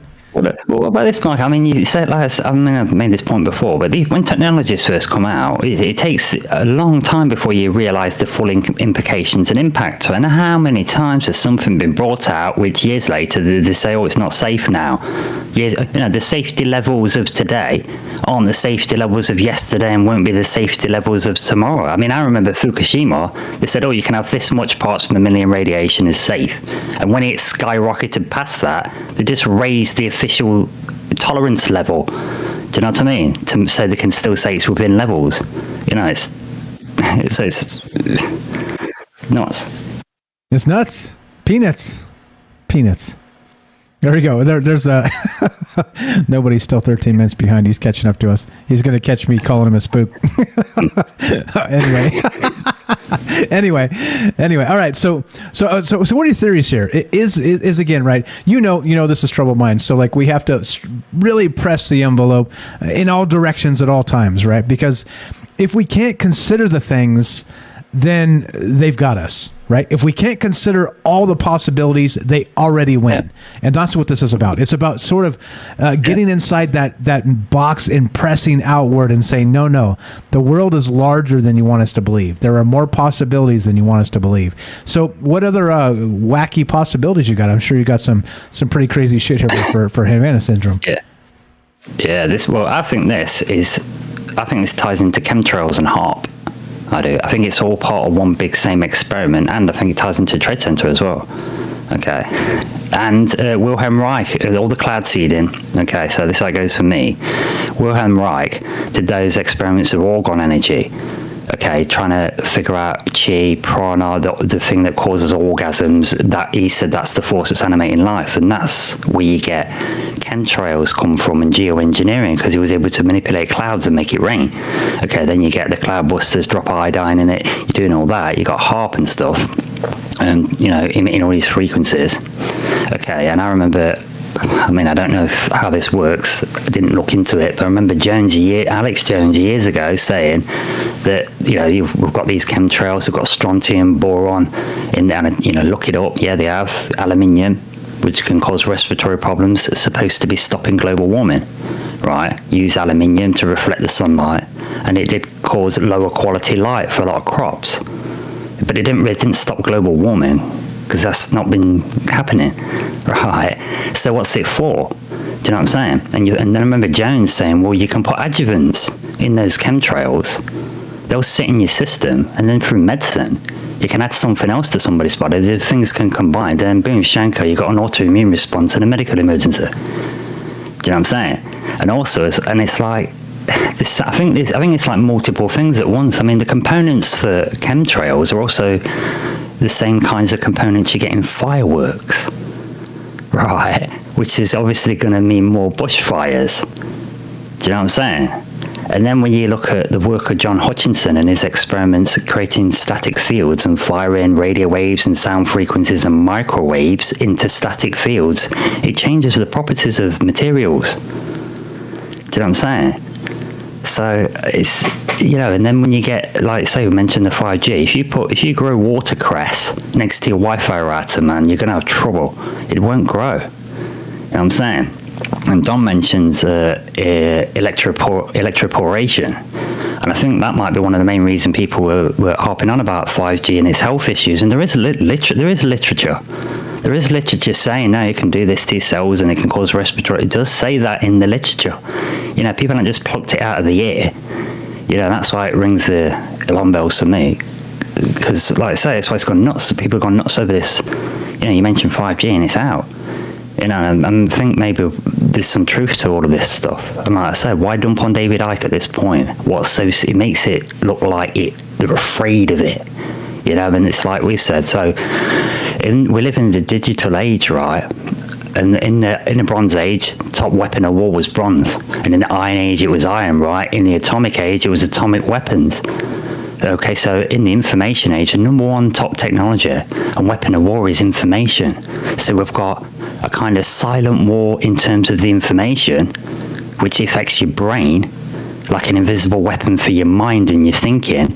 And at the same time, we've got these invisible frequency and directed energy-based things that can not only perhaps have physical kinetic effects, but can also have these kind of biological effects using electromagnetism, which we can't see. Do you know what I'm saying? So we've got it almost like a two-tier silent weapons war, one for the mind, or one for your mind, and then one for the electrical side of your body. And I think that's why they're keeping our frequencies low. Do you know what I'm saying? Yeah, well, I think for sure, 100%. Like when you talk about frequency, we talk about knowledge, right? And it's not just like learning, right? Like sort of learning the scientific, again, back to that literature and that whole thing. That's one part of this. But again, right, like the whole point of propaganda is to kind of dumb down even the basic things, the reading, writing, arithmetic that we did know, right? The point is to like sort of displace that and turn it into all of this other stuff that makes you want to follow the party, right? The political party. And I say that because I say one, there's several, sure. But guess what? Oh, I won't say it. You know what I'm saying. I won't say it, but you know what I'm saying. The party. This is 1984. And this is redacting history. This is rewriting history. This is happening in real time in front of our faces. And that's what this show has always been about. Because they know that people that are going to dig into the information and figure things out for themselves, right? Even, well, with sketchy sources and all the rest of it, right, is breaking away from their system. And they don't want that. That's the point. That's why you and me were conspiracy theorists, Rohan. That's why the things that we could try and consider by shoving that box out and kind of expanding the possibilities around us is it's verboten. It's not allowed anymore. Well, it's kind of never been allowed because, of course, the reality we live in is the reality we live in. And I've always said this. There's no objective reality anymore, even if there ever was. And so that's a philosophical debate right there. But even if there ever was, less and less, it's becoming a thing. In the post-truth world and the world of fake news and all the rest of this bullshit they try and shove down our throat, that here we are. I don't know, man. I wish I had answers, and I don't. I just again, you know how we do this. More questions. You dirty conspiracy theorist. What else you got? We got a phone call we got to go to in just a sec here. But if you want to, you're welcome to hang out if you want to hang out. But we'll wrap it up with you in just a sec. Go to our call, and then if you want to chime back in after, you're welcome to.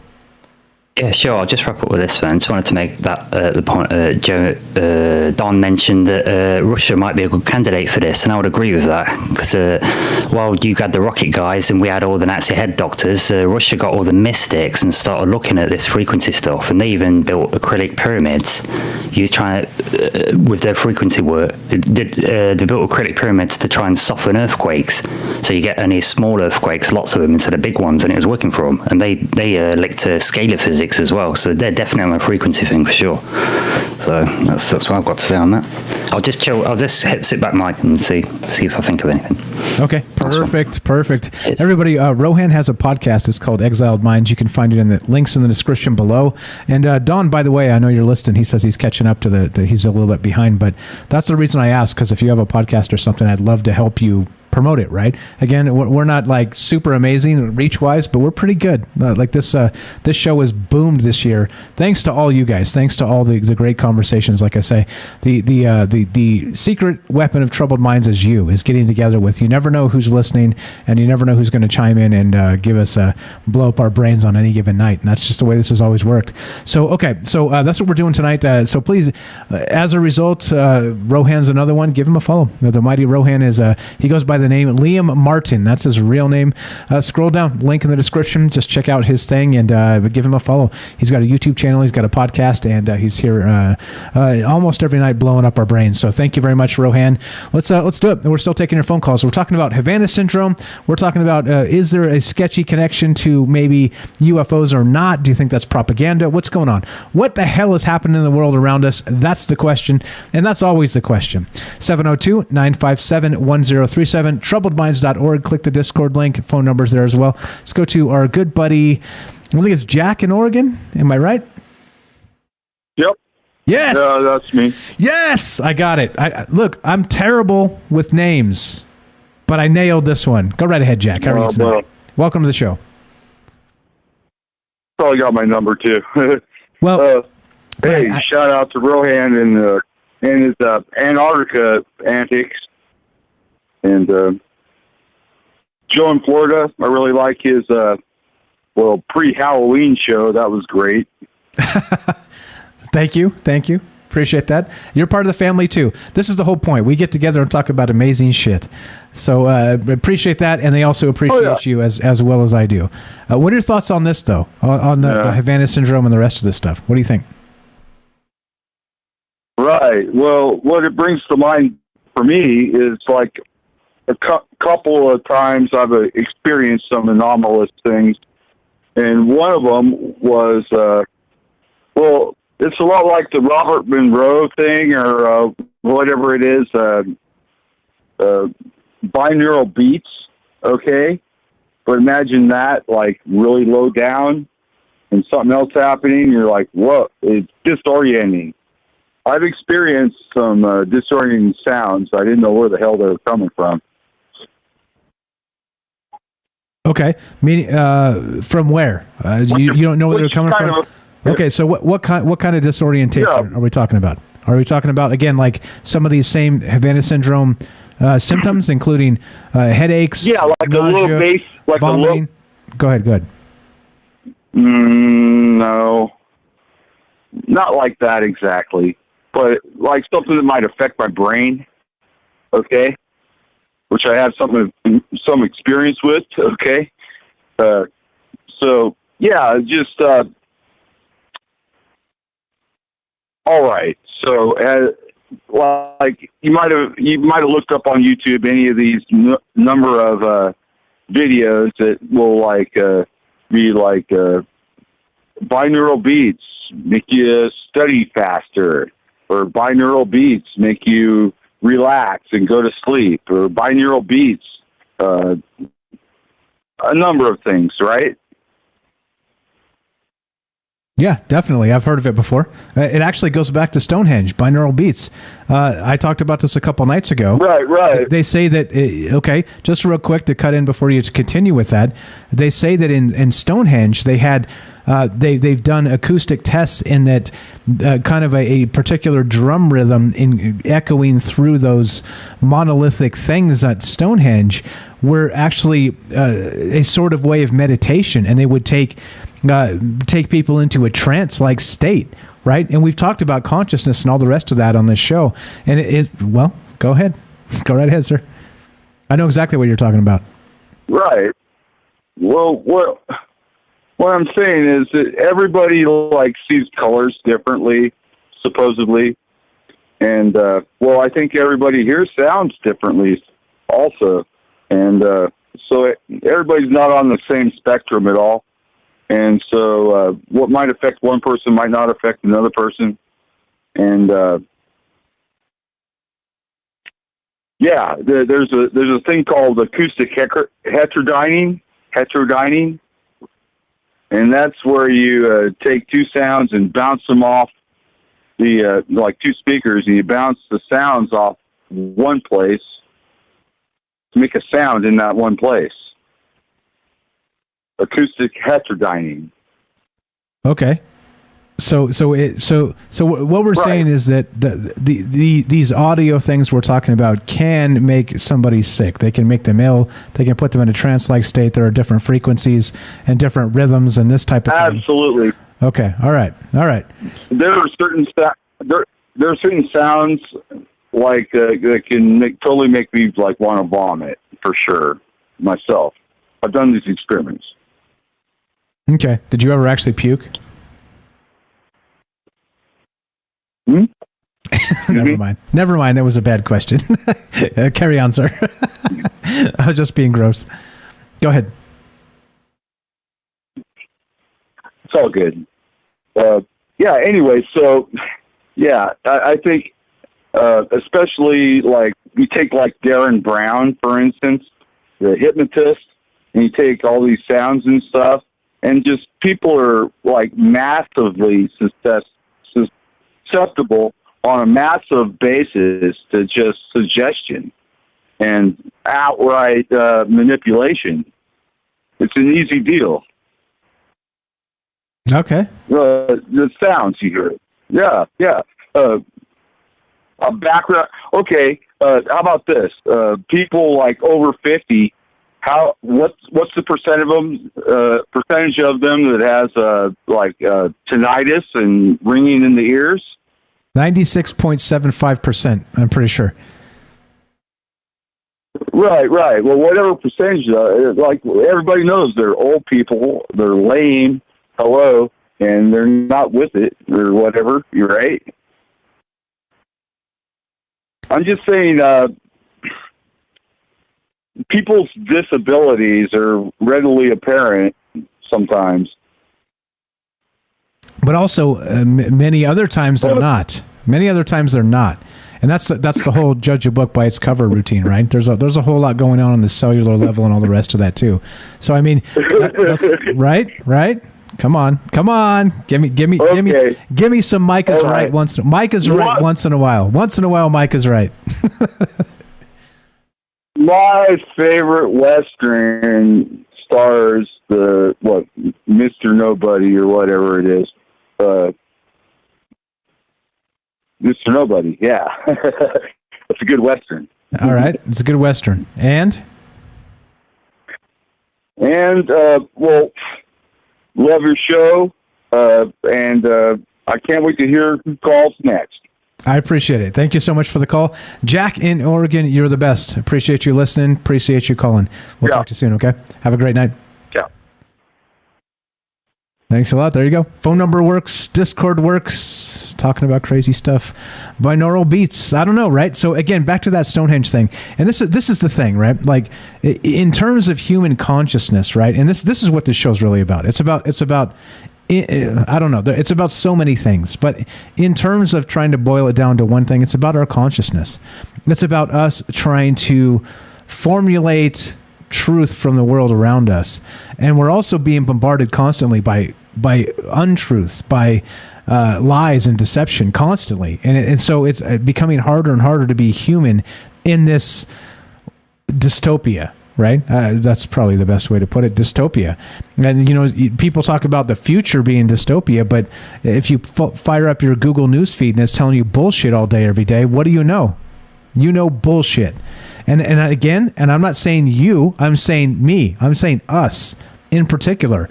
As a group, we're regular ass people. I'm a blue collar dude. Right? I don't have a fancy education. I don't have any of this. You guys know this about me, but I'm smart enough to know the shit they're telling us is not correct. That's all I know. All I know is shit's wrong. And that's spawns a conversation. Fantastic call, Jack in Oregon. We're still taking phone calls if you want to be part of the show. Talking about Havana Syndrome tonight. And we kicked off the UFO effect because apparently if the Havana Syndrome has enough all by itself to get us into a 3-hour show. All by itself, which doesn't surprise me because we've done several of these shows on Havana Syndrome over the past several years, talking about the concerns here, talking about all the craziness about all this. So I don't know. Like I said, I'm not. I don't put my money on being right. I put my money on asking questions and trying to expanding the paradigm of our reality. Rohan, what about binaural beats? You said that in the chat there. Good take, good stuff, eh? Yeah, because of these chats. You see, these chats. It was in an after show chat. Okay, it was either Austin or Matt. They mentioned that the Egyptians supposedly used to use like binaural beats used to bounce sound one side to the other. Okay. I don't know if that's with them light discs, didn't they? And they said, oh, they must be, reflecting light or whatever. But he was saying it was for sound to bounce it from one side to the other. And I thought, well, that's interesting. Because the ancients, they knew about the sound stuff and the frequencies, didn't they? So I thought it reminds me of that binaural beat stuff. So then it triggered me into segued me into those remote viewers that me and Ash talk about a lot. Okay, because they had a remote view target for the Eye of the Sahara, which is an anomaly in Africa, which looks like it's a geographical feature that looks like a series of concentric rings that look like ripples, as if something's radiated out from the center. And when they remote viewed that was about frequencies and a pyramid that they were saying there was this pyramid there that had a big vent on the side, and it was like it used to kind of breathe. It had some kind of machine in it. It's going to sound crazy, but it used to somehow emit some kind of mind controlling effect. And it was run by regular people, African people, but that kind of society was a cult, and everybody was mind controlled through these frequencies that this pyramid was giving off. And the reason that it's not there anymore is because these aliens saw it, supposedly, and thought it was disgusting. And this cult was so dangerous, like a mind parasite, they had to kill everybody, and they just completely obliterated it, And it was interesting that they used a bomb and a directed energy weapon. A bomb to kind of smash through the pyramid, and then from the center it did this directed energy thing and just obliterated the entire area to make sure everybody got killed, so they couldn't carry on the ideas of the cult. So I don't know, just with the frequencies and stuff, I think, oh my god, this stuff goes deep, doesn't it? Yeah, I think that's part of all of this is the state of consciousness with people. Is that is it susceptible to things like that? Is it? I mean, clearly it's susceptible to propaganda. I mean, because you look at the state of the world we live in, and people are just constantly flinging poo at each other, right? When it's like, hey, look, it doesn't have to be about being right. Like, just let's talk, let's listen, let's raise that consciousness together, and not like fall for the fucking BBC or the Fox News or CNN's bullshit, because that's what they feed us, right? I mentioned the BBC just to trigger you because I'd be pissed off. I knew you'd be pissed off about the BBC, but yeah, that's what this is about. That's what this is about. It's about getting together and just, hey, what's up? What's up? Something ain't right. Something smells fishy in this joint, and let's talk about it. You're the best, Rohan. Stay there. We got Jennifer on the line. I'm going to go Jennifer. You stay right there, sir. I'm getting the popcorn. Get the popcorn. Get the popcorn. Still taking your phone calls. We're big boys. Nobody tells us when to stop. That's why we do the third hour here. If you got phone calls and you want to talk about this stuff, 702-957-1037. Click the Discord link at troubledminds.org and come join us. Let's go to Jennifer in Missouri. Welcome to the show, my friend. How are you tonight? Good. Yeah, sorry, it's a little late, but I was like, ooh, maybe. Okay, so go right ahead. Yeah. All right, so putting it all together, kind of what it sounds like, the first thing that came to my mind before, thinking about the microwave weapons thing, which still could tie into this technically, is like, it sounds almost like, the first thought was, people who experience something called like a psychic attack of sorts. Like it's a type of psychosomatic death. It's a real thing. Like people who have it's called like voodoo death. And they've studied it in Harvard, and it does kind of look like somebody's had a concussion, but there's no head trauma. There's brain hemorrhaging, and they have an increase of adrenaline because they're constantly feeling the sense of fear. And so it actually does cause the adrenaline to increase so much, and with nowhere for it to go, almost like an adrenal disorder, it starts to attack the organs and stuff. And that's how a lot of that cursing and voodoo stuff works. But the actual studies on it are that it can be caused with extreme stress too. It's seen like people being scared to death. So not to mention the UFO thing, but kind of, I'm sure the thoughts afterward about what they think they experienced, and then could it happen again? And the fear of that constantly could cause damage to their system. A sense of like a low blood pressure continuously, and eventually it causes heart damage and damage to the brain. And the body's attacking itself with its adrenaline because of increased stress over a continual period of time. And I wonder sort of like if with these energy weapons, if they're directing that kind of energy that affects the adrenal system, the fight or flight feeling, but it makes them just really uneasy and it never stops. And it's a continual feeling of like dread.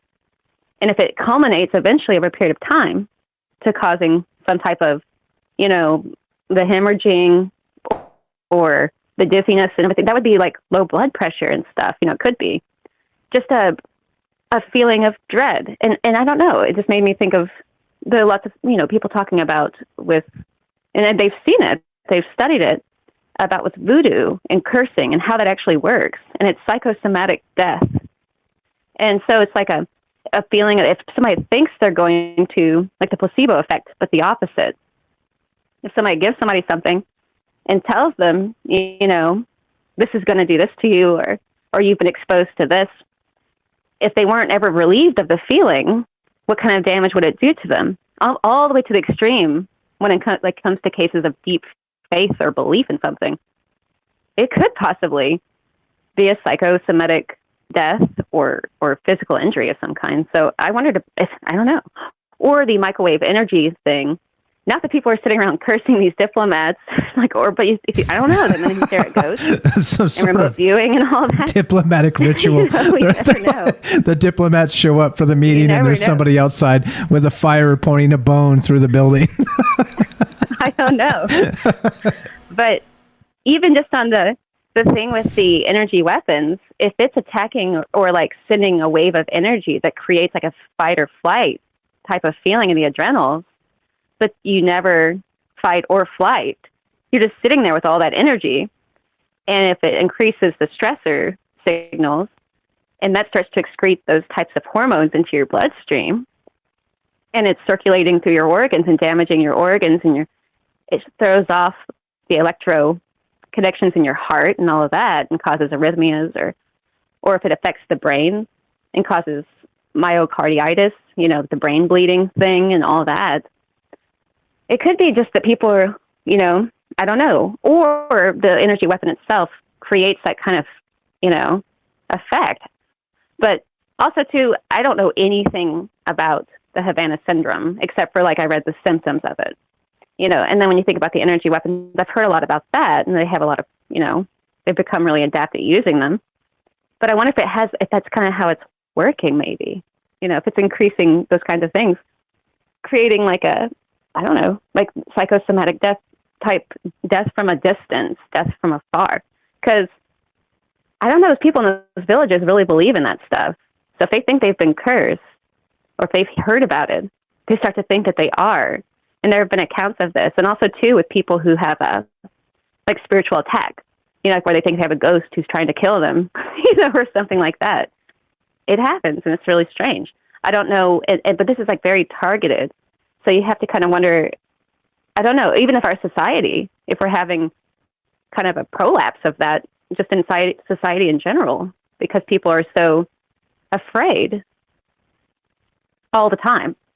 And so if you're doing that all the time and you can't fight it or run away or anything, it could just be a continual, you know, your adrenaline starts to attack your own body.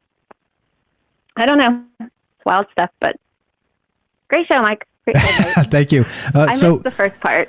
Yeah. Okay. Now you said, just real quick before you go, you're amazing. You know you're amazing. Check this out. Bottom of the so let's see. So if it starts about an hour and a half in, Don calls in, and he wink wink seems to be a PhD and educates us all about Havana Syndrome. He's talking about on the cellular level, how it affects us, this, that, the other thing, what they've narrowed it down to, what the literature says. I know you missed it because you came late. Check it out because, like you said, you don't know a lot about it. He spends literally 20 minutes solid just talk. I'm like, I shut my damn mouth because he knows way more than me. Check it out. You're gonna learn way more than you ever thought you would listening to this show. Check it out. You're amazing. Thank you, Jennifer, for calling. Yes, I will. Jennifer has a YouTube channel. She's amazing. Calls in nearly every show. Check out her YouTube channel. Give her some love. Give her a follow. Thank you, Jennifer. You're the best. Always a pleasure. Talk to you soon. Yes. Have a great night, guys. Bye. Thanks, you too. There you go. Good stuff. Good stuff. Talking about pointing the bone, the old voodoo tradition of pointing the bone. And that's why I'm not doing any kind of, just in case you guys ever wonder, is Mike ever going to do tarot readings on his show? No. Fuck no. We ain't doing that. And I'll tell you why. Because I believe that we have our own ability to manifest our own future without outside influence of somebody pulling some card and casting doubt in your own mind. You be you. Do it positively and to the best of your ability. And we ain't having fortune tellers on this show. We ain't doing that. We will never do that. And when, by the way, that happens, you'll know I've been replaced by a clone. And I only say that half in jest.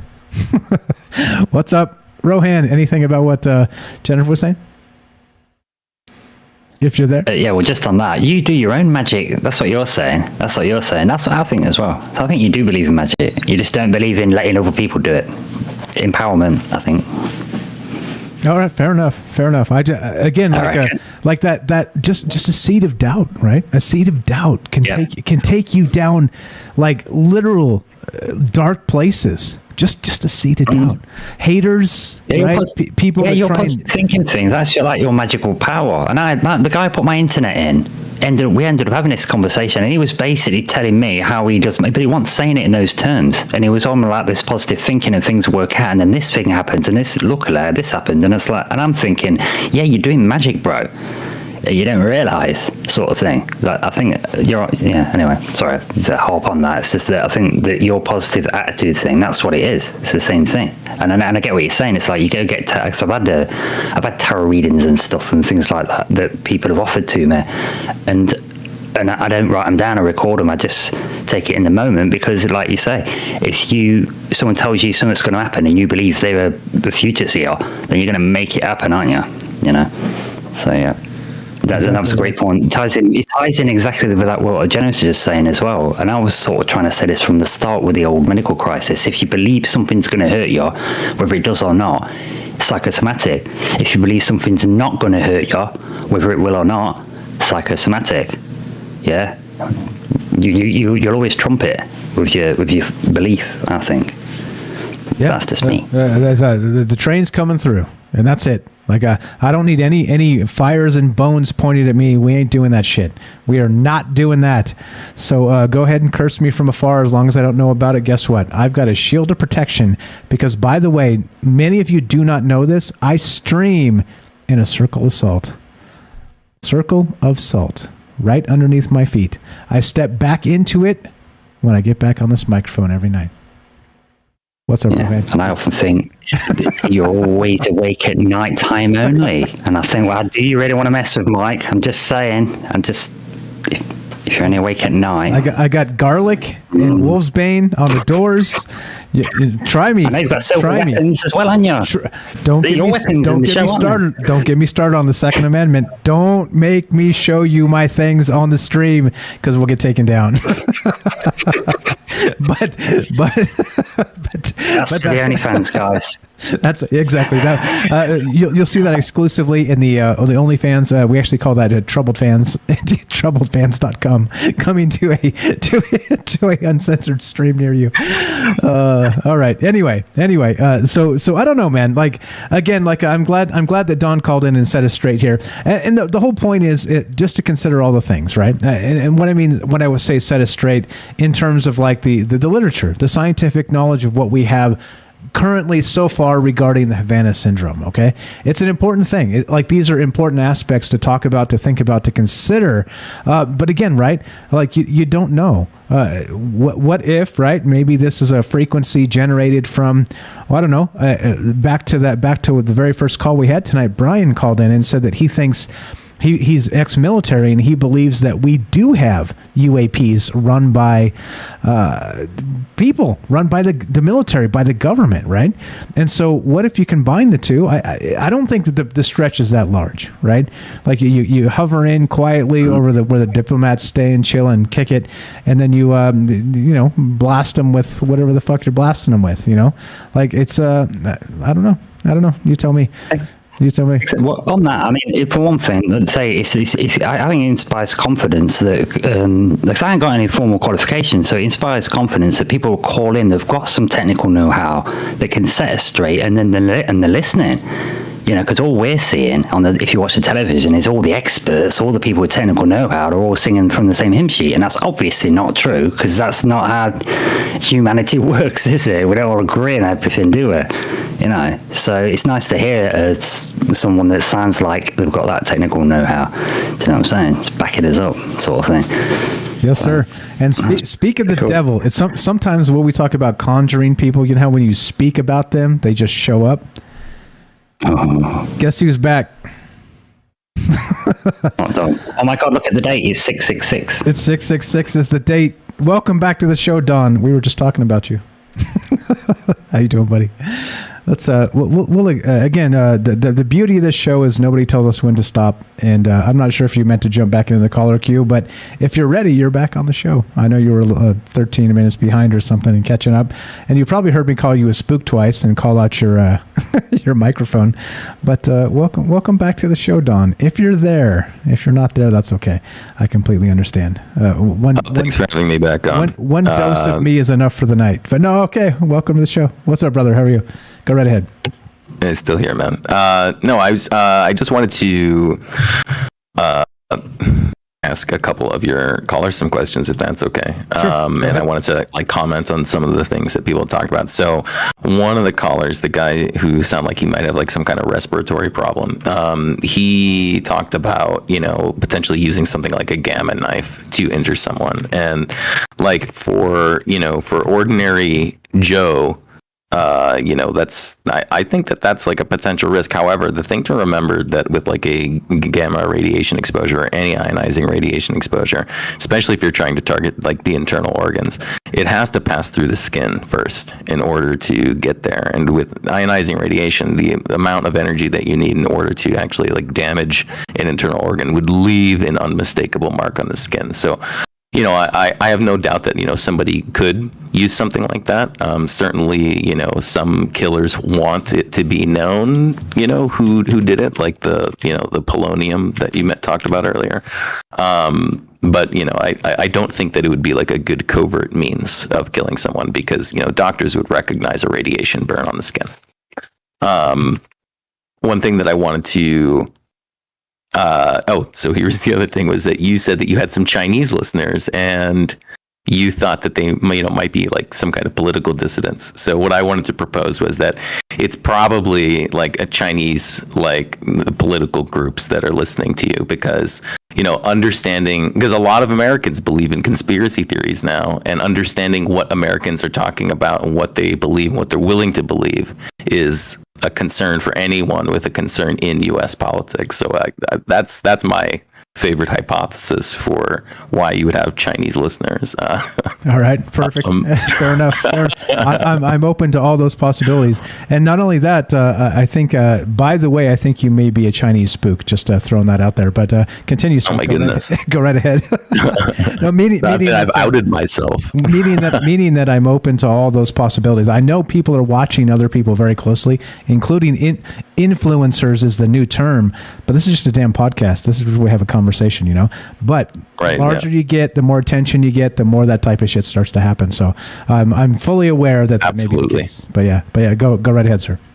I wanted to clarify something. The 700 plus figure that I gave earlier, I'm pretty sure the source that I have for that is Mark Lindsay. So he was a security engineering officer at the U.S. consulate in Guangzhou, and that's in China. And I'm pretty sure he was the one who said that it's been 700 plus people that have But you have to remember, you don't really know who's included in that group. Like, it could just be because the State Department has asked all of their employees to be extremely vigilant to report anything out of the ordinary. So somebody could have just reported like a migraine, just because, and they may have just said, okay, well, it's not worth investigating. So it's tough to say. We don't have the information really. And then another caller came in. Maybe it's who's on the call with us right now? Rohan. Rohan, is that the British sounding guy? Are you from England? Yep, his name's Liam. Liam Martin is his name. Oh my goodness. Okay, I'll add it to my dossier. There you go. So, file, nice. We made it. We finally made it, Rohan. We're there. So I want to thank Michael. Yeah, I was actually really shocked whenever you're just like reading the names of people in chat. Like, I was like, what's he doing? But anyway, how was that reading actual names though? Like first names. Whenever I first joined the show, you were like reading out like names and stuff. Like Gotcha. Welcome. But wait. By the way, before you, Rohan, were you the one? Before you continue, real quick, how did you find us? By the way, how did you find? I monitor YouTube for Havana Syndrome discussion. Really? For real? Yeah.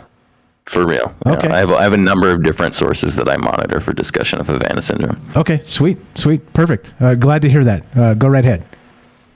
Yeah. So, Rohan, were you the one who was talking about active denial systems, or was that somebody else? Yeah, that was me. Okay, yeah. so it sounded like you said that the mechanism of action was actually heating up the nerve endings, and I was under the impression that the mechanism of action. What's that? Oh, sorry, I was reading it up on a wiki. I didn't grab the thing because it's years since I looked at it and just on the show, so it might not be accurate. But yeah, that was off wiki. Yeah. Okay, yeah, because I was under the impression that it was like a subtler electromagnetic effect that like was altering, like synaptic potentials in those nerves that are near the skin, where the radiation can penetrate at an effective dose to actually stimulate the nerves. But I don't know. I haven't looked into it that much. I think it said it's exciting water and fat molecules in the skin. And they said that was the mechanism of action, huh? Okay. Yeah. Well. Yeah. All right. Maybe that is it. I don't know everything. So let's see. Was there anything else that I wanted educating ourselves? Oh yeah. Well. So our gracious host, Michael Strange, you had said something about, like if you were like reading papers and discussing a lot of technical details on the show, that would make the show boring. And that's probably accurate. There's a lot of people who, don't have the patience or the educational background to, enjoy or benefit from a show like that. But knowledge is power, and when people say that, they don't mean like wild speculation is power. Like you have to know what you're talking about. So like if you're into like UFOs or like chemtrails or something, go to school. Like get a degree in like chemistry or engineering or something. Like I whenever I meet like chemtrail guys, I'm like, why don't you just fly a drone up there and take a sample and like run mass spec on it at like a chemistry lab? Like why not? If you think there's something in there that they're not telling us about, why don't you just have it analyzed? And it's all like everybody gets this look on their face like, oh my god, like you're right, like somebody could just do something like that if I just knew how. And so I encourage everyone, get educated, pick something, become an expert in it. 100%. You can do it. I do not disagree. And by the way, if you've ever listened to the show and apparently you're brand new to the show, I never undermine education because I agree with you 100%. Go learn as much as you can, as often as you can. And that's it. It doesn't even matter. Like even if you're going to do some crappy degree I don't agree with, go fucking learn. Just don't fall for propaganda bullshit. Don't do that. That's my thing. And so I also want to say, by the way, there are other skill sets, right? So there are different types of minds, and I know you're going to agree with me here because you better. I'm going to twist your arm. But basically, right, there are, right, like I'm an aggregator. Like I'm a news cycle guy. I'm a people person, and so it's a different kind of smart. There are analytical people, and literally, like if you put me to charts and graphs and all the rest of this bullshit, I tune out. I'm like, fuck. Can somebody boil this down for me, right? Like, and you've done a fantastic. Well, you know how to read a frequency response curve. Yes, of course. You said you were an audiophile. Yeah, of course. I'm so just you saying, do know some things. I never said I knew nothing. I just know a whole lot of nothing, and a whole lot of other somethings. But it doesn't matter. I'm just saying there are different skill sets, and I know you agree with that. And by the way, I know you know that I'm good at this because fucking right, I'm good at this. But the point is, right, even talking about things that you don't completely grasp from like a 10,000 foot view, you can still have a compelling conversation. And you know I'm right about that. Compelling? Absolutely. Accurate? Well, well, I mean, what scares me, like in the last like 6 years, is that to a lay person, a lot of things can be very compelling, and if you compel a lot of lay people all at the same time in the same way, that could be very dangerous. And so we've seen that. I don't know how you or your viewers feel about it, but the vaccines that are available in the United States for COVID-19 have absolutely saved tons of lives, and the more people who get them, the more lives will be saved. But a lot of people are just saying all kinds of crazy things about it. And it's like, kids at universities have like obtained samples and analyzed them, and it's like, they're not finding any of this random crap in there. It's just an mRNA like inside like a little oil bubble that can merge with the cellular membrane and dump its RNA into the cell, just the same, in a very similar way to the way the actual virus does.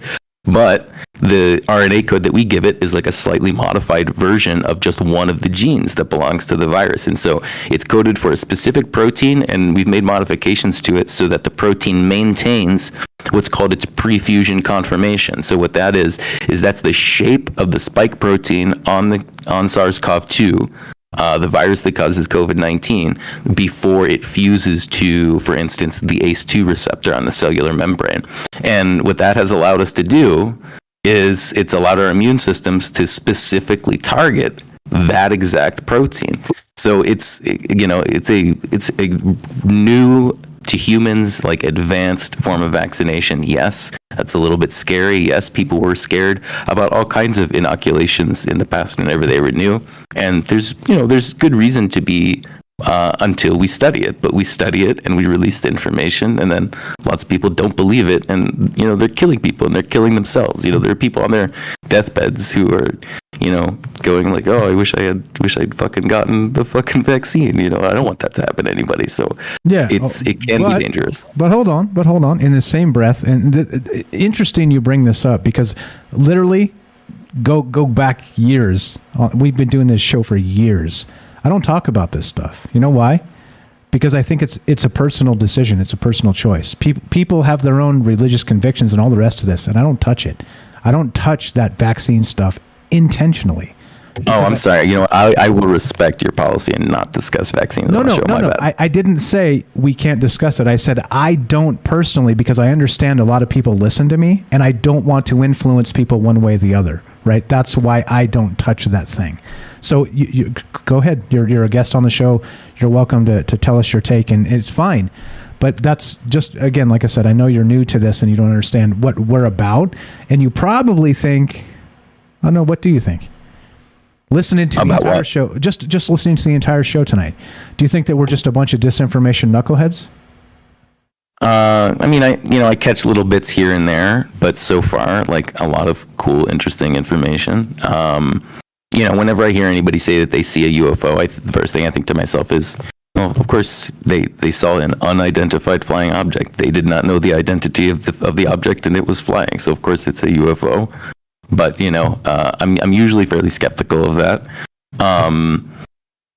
I think it's like, why aren't people pointing instruments at these things other than like their cell phone cameras, or back in the 80s and 90s, I remember you used to see like, a VHS-C, like, shaky cam recordings of them. Like, isn't there, like, can't the community like pull together some resources and like, start recording like, RF spectra and, like visual spectra. Like, if you think that they're emitting like ionizing radiation, why don't you buy yourself some radiation dosimeters? You could have some guys, as close to these hot spots as you think they are, as you think you can get, and like start sharing all that data. Like, I think that would be fantastic. Like, go ahead and do it. Like, if you think there's something up there, do it. But nobody seems to do that. Like, it seems like the community kind of wants to stay on the fringe. They don't want to actually find out what it is. No, I think, with all due respect, I think you're completely wrong there. I think there's a whole lot of people that are actually doing those things. It's just that some of those, I think maybe when we're talking about lights in the sky, is that there's a whole lot of other things that are not just little green men flying a saucer from Alpha Centauri, right? And so I think that's part of the problem here, is that, in my opinion, we don't even know what these things are, including, clearly, they're UFOs, unidentified flying objects, okay? Right. But regarding that, there's a whole lot of actual scientific evidence that have been chased down regarding this. I'm sure you're familiar with. Well, I don't know, actually, to be perfectly honest, because it sounds like from your... I don't know. The only things that I know are things that, like, people have told me, right? Just like random people who believe in UFOs. Propaganda. Really? Well, you usually don't know if you're an asset, right? So, of course, random people could be just like giving me UFO propaganda. But, I don't know. It's just, in my personal experience, it seems like everybody who's interested in UFOs is a person who is very far removed from the type of knowledge that would allow them to actually collect useful information on it, and they don't seem to be interested in it, and they don't present me with that information. Now, you're saying that some of that information is out there. There are some people out there who are collecting that kinds of information. I think that's very interesting. I think that's, work that has some worth to it. But I'm unfamiliar with it, so I can't speak to it. Yeah, there's tons of stuff. And literally, like I said, 3.8 years we've been doing this show. Talk to academics about UFOs, talk to all kinds of things, all kinds of different people, including, right, like there's people that swear they meditate and conjure UFOs, right? There's other people that swear they've got data that suggests that UFOs are from another dimension. And the reason we can't get a good picture of them is because they phase in and out and all the rest of this, right? So, there's some actual data here. Look up Avi Loeb of Harvard, as a matter of fact. He's one of the preeminent astrophysicists in the world, and he's just starting his own thing kind of in a private aspect, because it's easier to get funding that way when you say the word UFO than it is to go through Harvard, because they're like, fuck off, leave me alone. We're not talking about UFOs, bro. So there's a lot of that happening.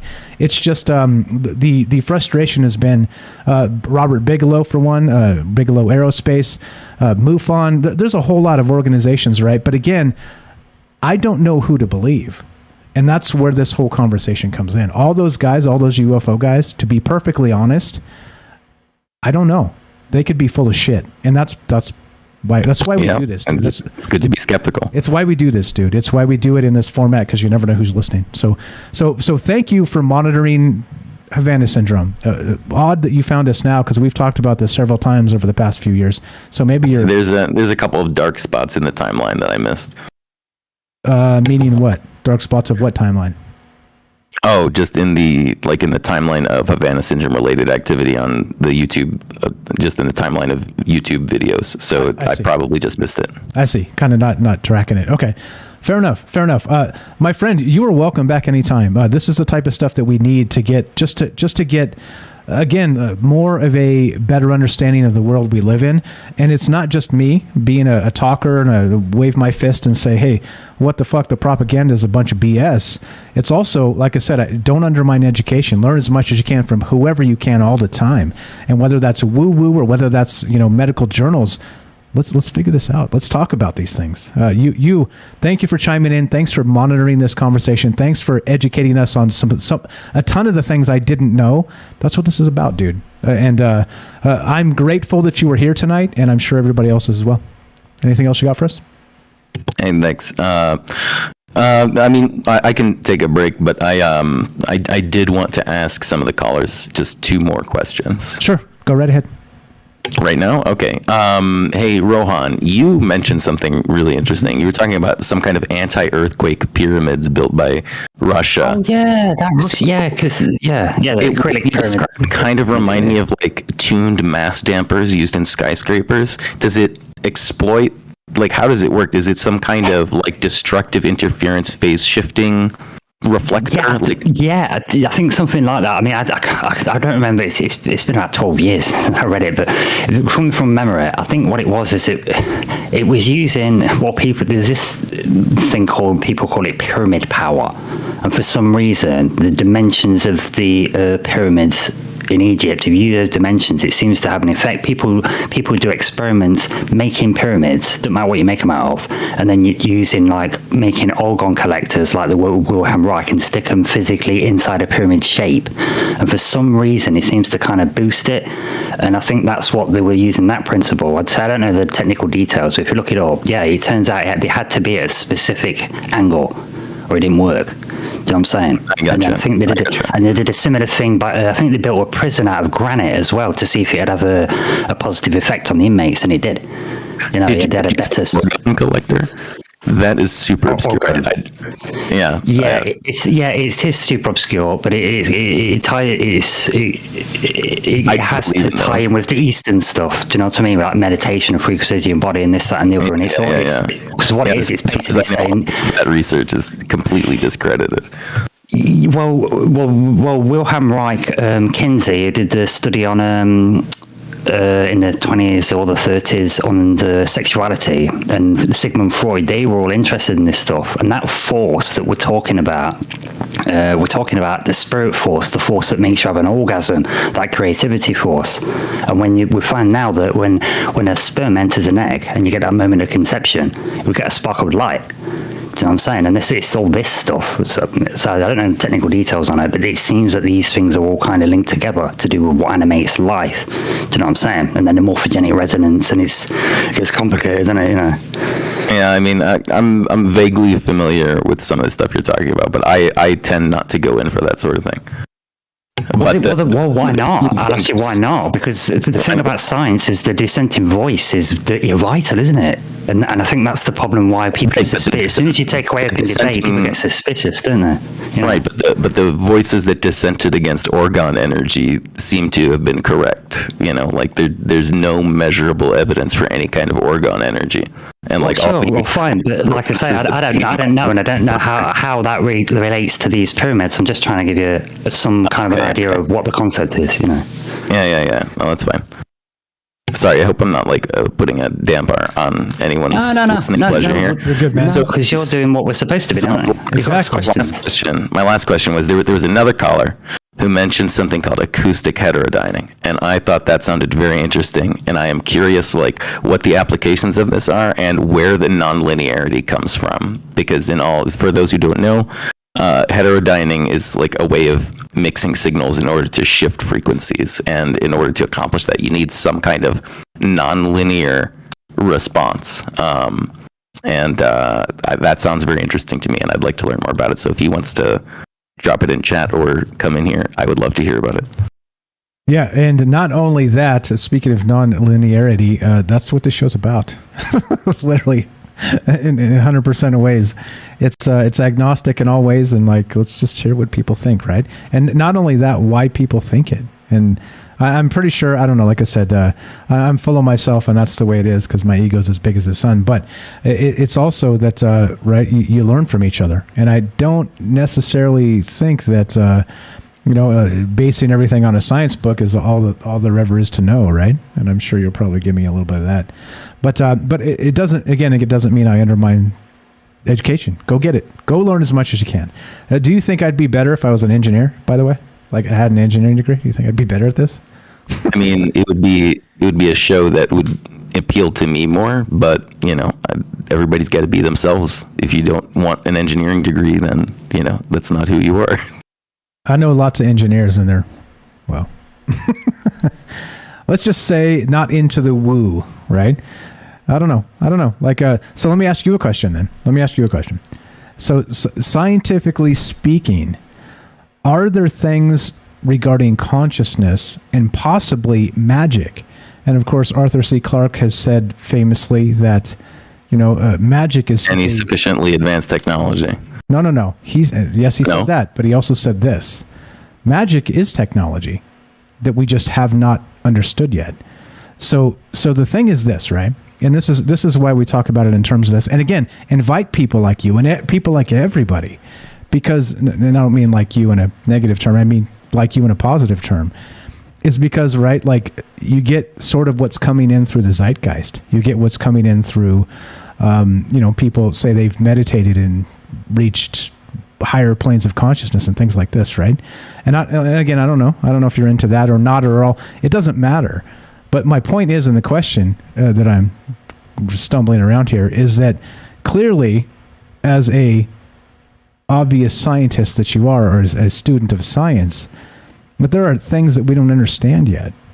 And regarding them as magic, though, is probably the same thing as saying, just like Arthur C. Clarke said, technology misunderstood. And that's what this is about. Again, this is about a conversation, learning things, getting together, talking. That's my question. You said absolutely. If you'd like to elaborate, go right ahead. No. I mean, I think that the history of humanity and our attempt to understand the world around us is, a gradual transition whereby natural phenomena gradually shift from being in the realm of the magic and the supernatural. Everything is imbued. We tend to imbue everything with intent and purpose and consciousness, and gradually those things slip to the other side, and we look under the hood and we realize how it works, and it's like, oh, okay. But to me, that doesn't make it any less magical, and we certainly aren't at a point where we understand everything. But I think that the more you educate yourself, the more the better you are able to, imagine what might be. And so, I think that an untrained mind tends to see magic in a lot more places and tends to see phenomena in a lot more places, simply because they, not understanding the natural world as well as somebody who is educated in those things, they can't see their faculty of the imagination of what's possible is going to miss more often than somebody who has a mind that's well trained in those things. And that's how I feel about it. So I think there's a lot of nonsense out there, but there's tons of stuff that we just don't know about. So there you go. 100%. There's a lot of nonsense also coming out of the press, the propaganda media about the scientific community as well, right? And so they say, for instance, we don't have to get into it. This is not a debate, by the way, but we don't have to get into Fauci and how he's changed his tune like every other week for fucking 2 years, right? We don't have to talk about that. It pisses me off because we know he's lying, right? So the point is that... Oh, about what? Okay. Well, lying about... Wait. Was that your question? Yeah. Lying about... the first thing he said was, well, don't wear masks because there's actually... Yes, absolutely. There's actually... And anybody who knew any better knew that was a lie. When you're pulling up the mask on your face, you could be touching your face. Okay, so literally, he started out this entire freaking thing with a lie, with a literally like the most egregious lie you could, and he was doing it... Were you just talking about whenever the public position of the CDC was that we should not be using masks? Yeah. But then again, I mean, I forgive him. I forgive him. It was the right choice. It was a difficult choice, but it was the right choice. Was it? Because are you not undermining science when you're literally telling lies to the public who are looking to you for information? Yes. Really? Yes, but some number of lives is worth the trade-off. Okay, and we needed to get that PPE into the hands of medical professionals. Captain America said we don't trade lives. Yeah, just saying. Well, why couldn't you have said that? Once again. So this is the thing, right? This is a conspiracy show, right? And so the point of this is, like, look, the government is lying to us in all facets, and they literally are dancing around every single little thing through a statistical analysis that is cold and not about the individual. And that's what this show's about.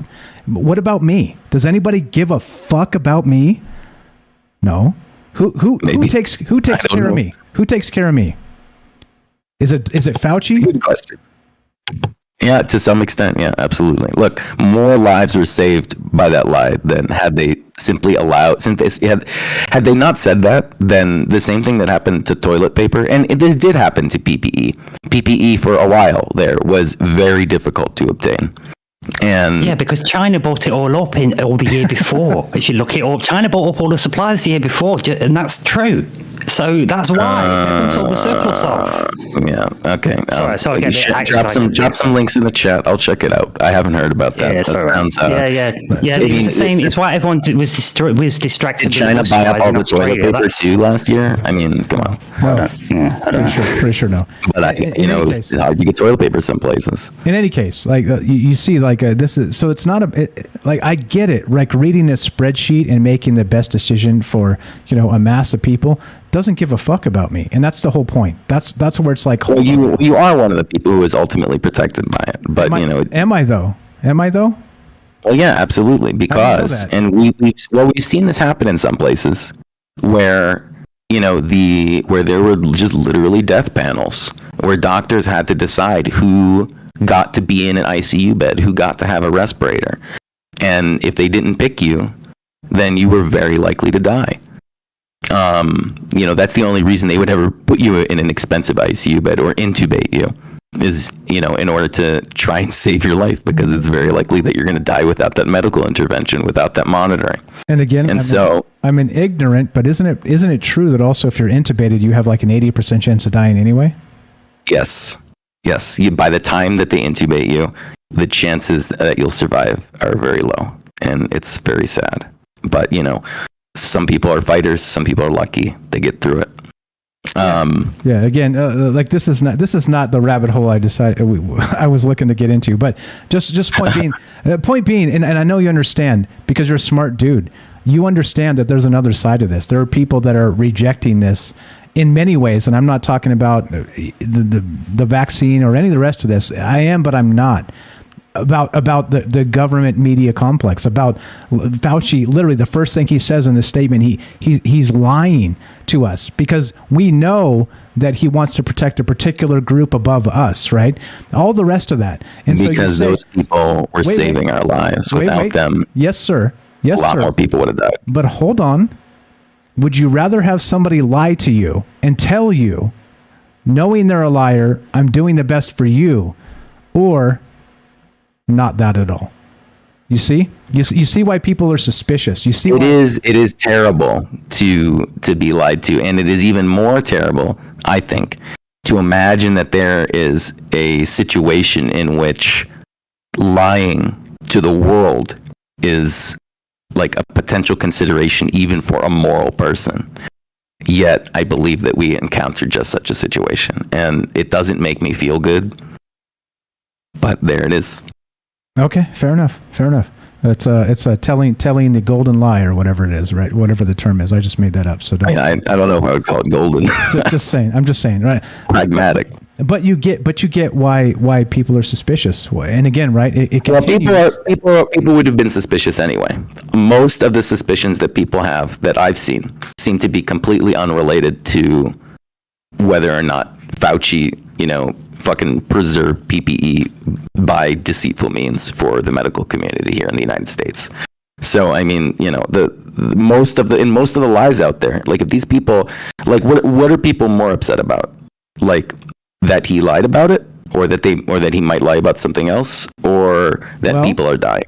And what I think is, I think what side of that is more concerning to a person is, kind of telling. And okay, we lost somebody. I thought that was me. No, you're good. I think it's kind of telling as to like a person's basic, principles. And, there seem to be a lot of people in our country who, knowingly or not, are circulating in information that leads to people dying. And it's not the first time in my lifetime that I've seen this happen in the United States because, and I hope I don't offend anybody here, but, Republicans are trying to disavow the wars in Iraq and Afghanistan. But, Democratic voters were telling them from the very beginning that this story about weapons of mass destruction in Iraq is bullshit.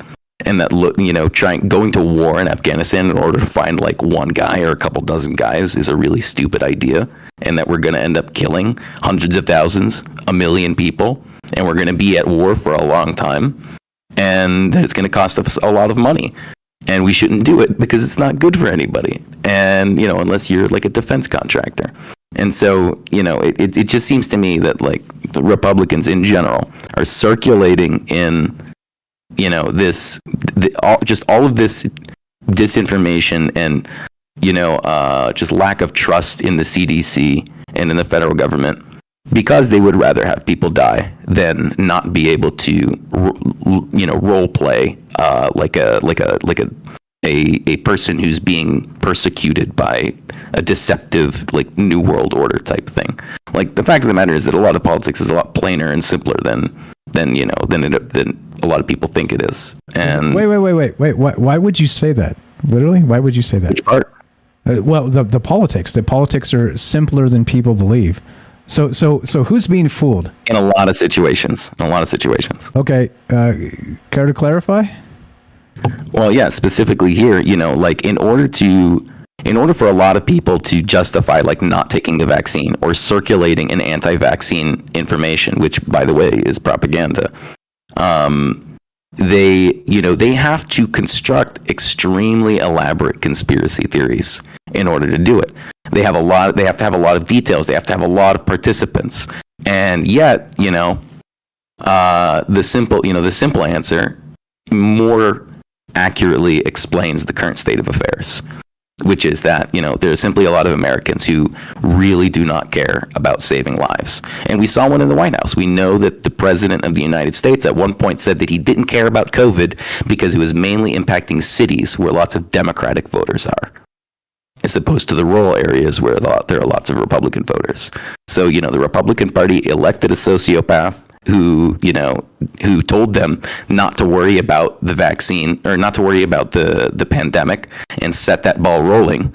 And that ball continues to roll because these people don't actually care about human life.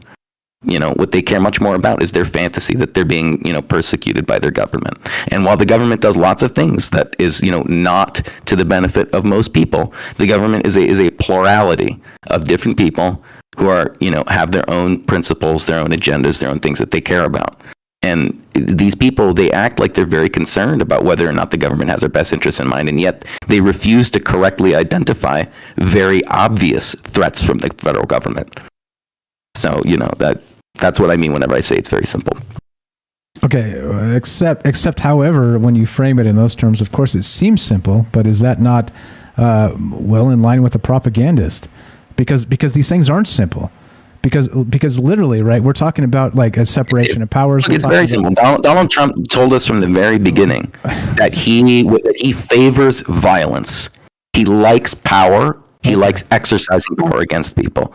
And the people who got very excited about him were people who feel the same way. Okay. I'll give you a perfect example. It's the same people who, circulate in the COVID conspiracy theories and saying that the CDC isn't trying to save us, they're actually trying to poison us or chip us or whatever. These same people, and not all of them, because not all people who circulate in conspiracy theories circulate in every conspiracy theory, but there's a good cross-section of people, and, well, I shouldn't say a good cross-section, because this one's actually kind of obscure. The media is already saying it for you. The media is I live in Las Vegas with you. I live in Las Vegas with you. How do you know I live in Vegas? And I don't know if, because your phone number is 702. You might have told me you don't live here, and I would have believed you. But now I know you do. I don't live in Vegas. You don't? Okay. If you're parked in front of my house with a cell phone, hold on. I'll be right back. I'll be right back. Hold on. I'll be right back. Okay. I'm just kidding. Go right ahead. Okay. I'm not that paranoid. Had me worried there for a second. All right. So yeah, I mean, you remember, because in our city we experienced the biggest mass casualty event from gun violence in the history of our country here in Las Vegas. Whenever Stephen Paddock talked about it a lot. Yes, sir. So let me know, on your show, have you circulated in conspiracy theories suggesting that either he didn't do it or no? Okay. Props to you. What's the next one? Oh, just, that he was being mind controlled or something like that, right? Like somehow it wasn't just a natural human event. But the people who I see circulating in these things are also the same people who circulate in, these conspiracy theories, which amount to propaganda disinformation that is causing more death from the pandemic. And what they did back, whenever Stephen Paddock did that, is they all said, that they either said that his body was planted there, or he was being like mind controlled, or something to that effect. Just generally disbelieving that this man did it. But the fact of the matter is that we know who Stephen Paddock is. We know what his values are. We know what kind of person he was, because back in the 90s, after what they did to Rodney King, and a lot of people rioted in Los Angeles, that guy, a lot of people decided to stay away from the violence, because among people who were protesting what had gone on, what had happened in the state of affairs that made it possible, in a peaceful way. Of course, there was chaos. There were people who, there were some people who just wanted a TV or just wanted to break a window or whatever. And then some people who were just so angry that, they didn't handle their own emotions correctly and they fucking lashed out. But Stephen Paddock wasn't one of these people who were protesting. He wasn't one of these people who was avoiding the chaos. That man threw on a flak jacket, grabbed an automatic weapon, and hopped up on top of an apartment building that he owned. That man was eager to kill, the people who were protesting for justice. Still though, hold on. So you're like, yeah, once again, part of the problem is like, maybe you got this show wrong and got me wrong, but this is never about, like, the fact of the matter is, and you continue to say that, like, literally, we cannot derive the motivations of a Stephen Paddock that is deceased. You can look at some of the things that happened in his past and say, well, probably, right, to a certain percentile, but there's no frickin' way you or me or anybody would ever know what his actual motivation was. Determining. Look, we can't be sure. Of course, we can't be sure 100%. But if I see a body lying in the road and a trail of blood and like asphalt scrapes on their body, I can conclude with a pretty high degree of certainty that that person was hit by a car. And so I choose to make the incredible leap from what we do know about Stephen Paddock to the kind of person that he was whenever he committed that crime. Well, clearly he was broken, and I think we can all agree on that. In one way or another, or multiple ways, or all the ways, the dude was broken. You don't just climb up in a building and just murder tons of people. That's not the way this works. That's not the way the world works. But you don't. But I mean, it's. I think it's easy to dismiss it and say, he was just like a broken person, like it's a fluke, But the fact of the matter, in my opinion. But you're making it political, right? You're going to say this is a. Go ahead. Say what you're going to say. Everything's political. You think so? You think so? Yeah, absolutely. All right. So I don't live in that world. Yeah. Oh well. Not everybody does. So I mean, what I'm saying here is that people who think that the federal government is some kind of like unified organism that like has all these secrets and blah blah blah blah blah. Like, first, the government is very fractured. It's made up of many people who believe many different kinds of things. And if you're telling people not to get the vaccine, or you haven't gotten the vaccine yourself because of this fear that the government has like some kind of secret plot, and that you're going to be a victim of it, what you need to consider is that there's a much more obvious plot right in your face, which is that the Republican Party generally prefers doing things that kill people. They like to start wars. They like to excuse murders by people who are like them. Whenever a cop clearly kills somebody and it wasn't called for, there's only one group of people who consistently come to those people's defense, and it's not Democrats, it's Republicans. And this is consistent across the board with their politics. Whenever some maniacs, or as you say, broken people, flew some planes into the World Trade Center, it wasn't Democratic voters who were clamoring to start wars over it. It wasn't Democratic voters. Hold on. Look, this is the bizarre part, right? So you started out as like a sort of a PhD educating everybody, and now you've like gone full on like shit on Republicans. And the funny thing I find about that is that guess who voted for all the rest of that stuff? That doesn't happen with just a Republican vote. That happens with like a consensus vote. Democratic representatives got on board to authorize those wars, and they share culpability. Absolutely. Wait. 100%. No. However, So you literally just sunk your own boat. Again, I literally, the political world I live in is political in the sense that they are all complicit in the bullshit we view every single day. Every single one of them, both sides of the aisle. That's the political world I live in. And not only that, exactly. Okay, well, then why are you shitting on Republicans constantly when they can't? Because that's the dangerous false equivalency. What? Just because they're both full of shit doesn't mean one isn't dramatically worse than the other and much more obvious about it. I see. All right. So you're picking the lesser of two evils. I choose no evil. That's what you get into democracy. That's what you get into democracy. Democracy is always about compromise. 100%. All the time. The founding fathers said, that democracy is like a civil war without bloodshed, and so you're always going to compromise. You'll never get to vote unless you are incredibly ignorant about the person you're voting for. You're never going to vote for a person who is 100% what you want them to be. It's just not possible. No, well, because you have to say things that are untrue to become elected, so that when you become elected, you can become part of the bullshit system that continues to spit in our face. And again, that may be so, but why do they have to say things that aren't true? And I would argue that the reason they have to say things that aren't true is because we refuse in large part to believe the truth. We don't want the truth. We want to be told about easy answers to things most of the time. We want to believe that things are going to be easy. They're going to be great. We're going to make the country great again. We can. What was Obama's campaign slogan? Yes, we can, or something like that. That's what sells in American politics, unfortunately. And if we want it to be plausible for a politician to be able to be elected without, bending the truth, then we need to be educated enough and disciplined enough to be able to accept the truth. Okay. All right. You're actually kind of. That's all I got. That's fine. You're kind of in the wrong place because we don't really go lefty righty. Like literally, we don't do that on this show. I didn't used to either, and I realized it was a huge mistake. Okay. Well, however, we need to spend more time together because you live in Vegas. You busy for lunch on Thursday? What are you doing, buddy? I'm just saying. I don't make any social calls these days. You're like, no. I'm just kidding. And just saying, like, it's not.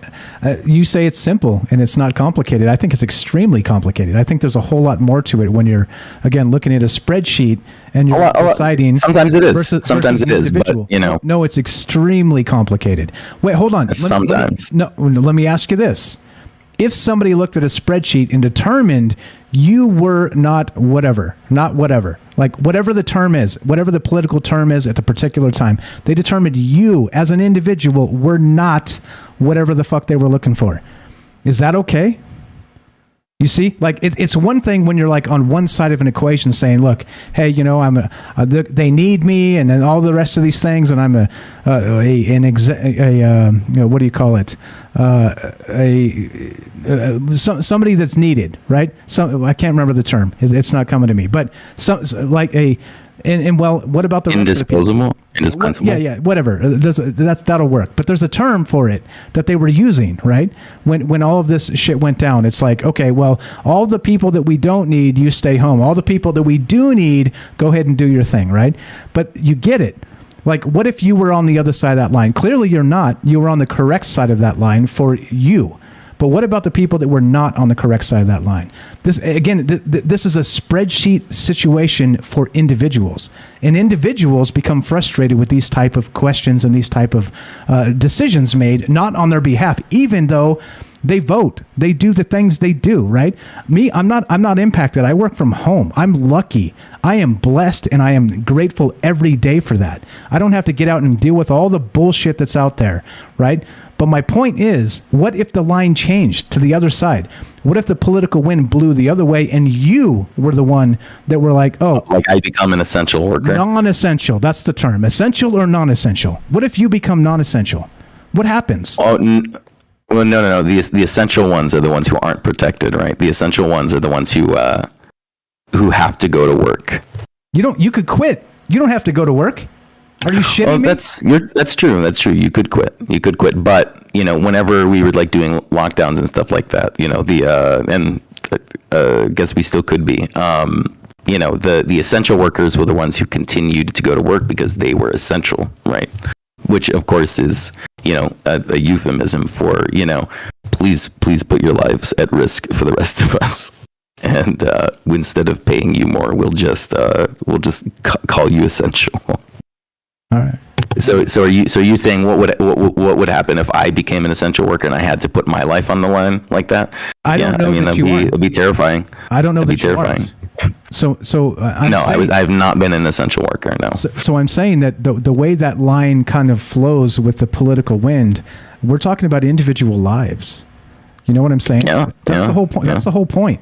So literally, spreadsheet deciding waves of people, scores of people, thousands of people, millions of people's lives, and the level of danger that they are subjected to is bullshit. I think literally, who's taking care of you? Yeah, I agree. Who's taking care of me? Who's taking care of me? Me.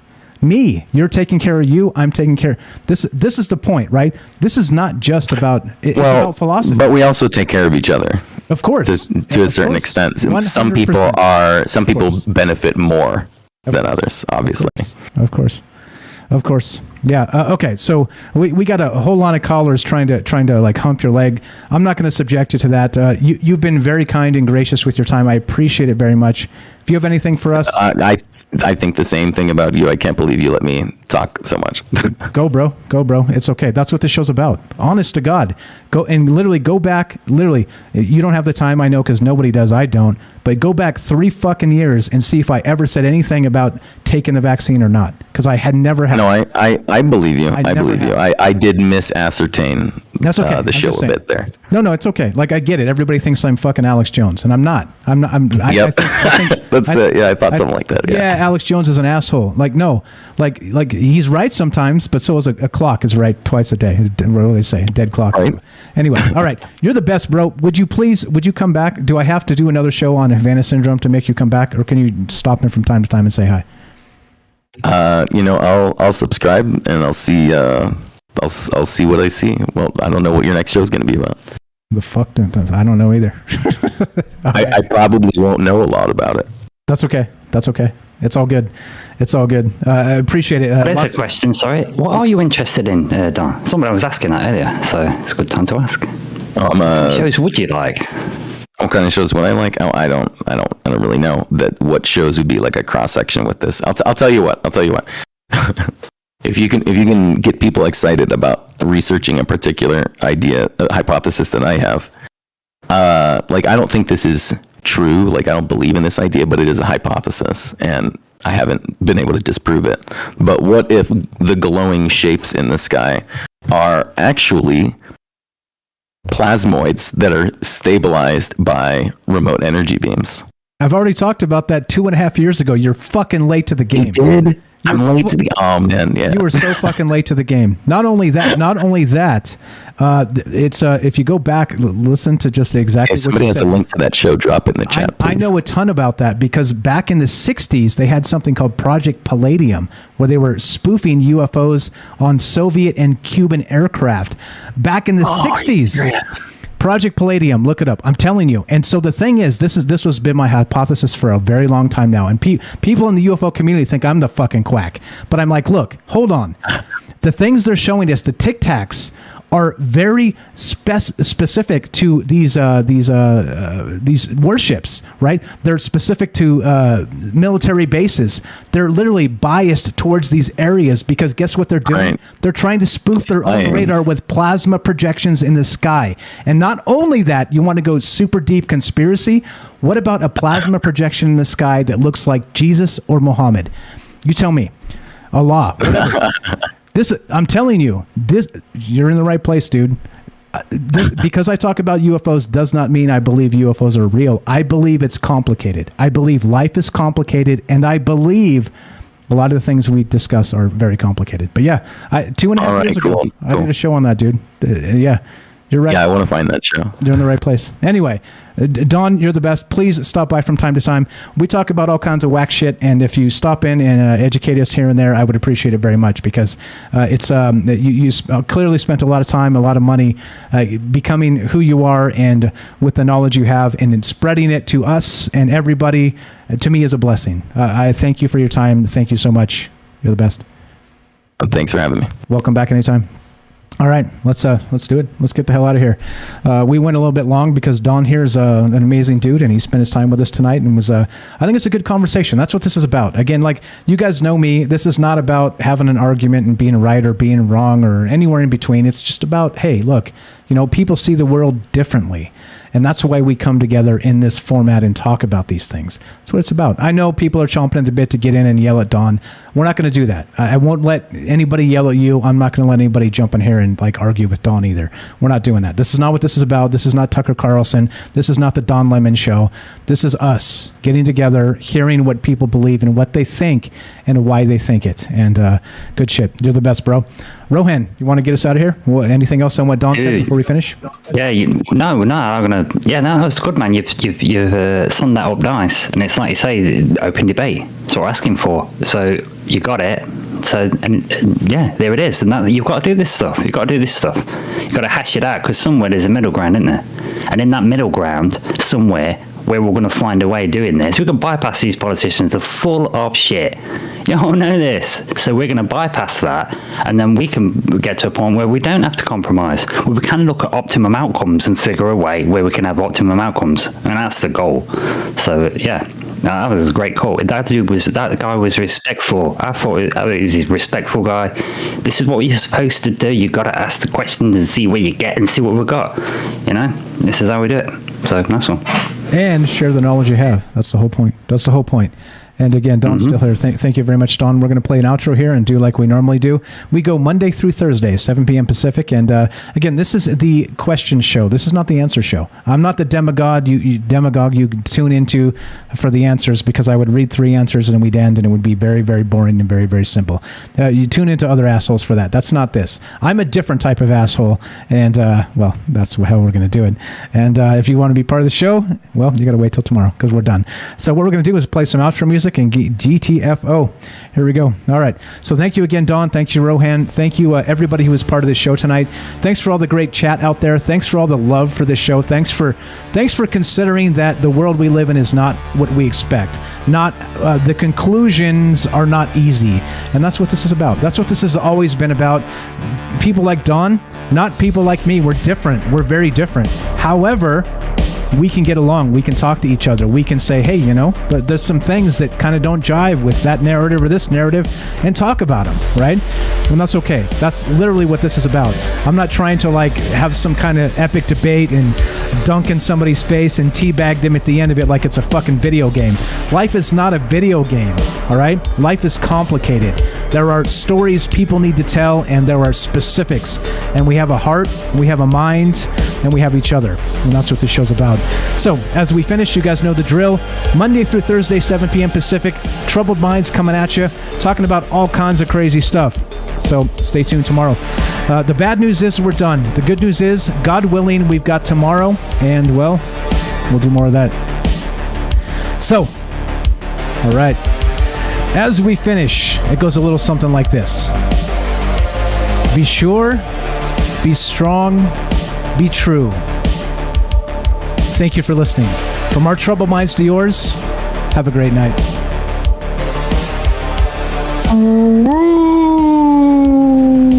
This is where you howl. Yeah. Don, thanks again, man. You're the best. Appreciate you hanging out with us and giving us the knowledge.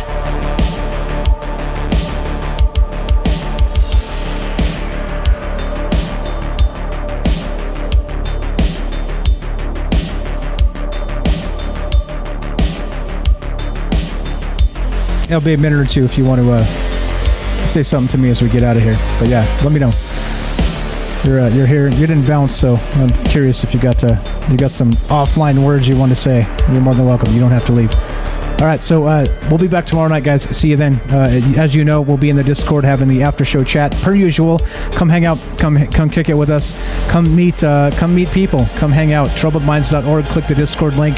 Everybody's welcome. This is agnostic in all ways, philosophically, religiously, and all the rest of this. You don't have to be anything other than yourself, and don't be a douchebag. Don't be a bigot, and respect other people. That's it. It's as simple as that.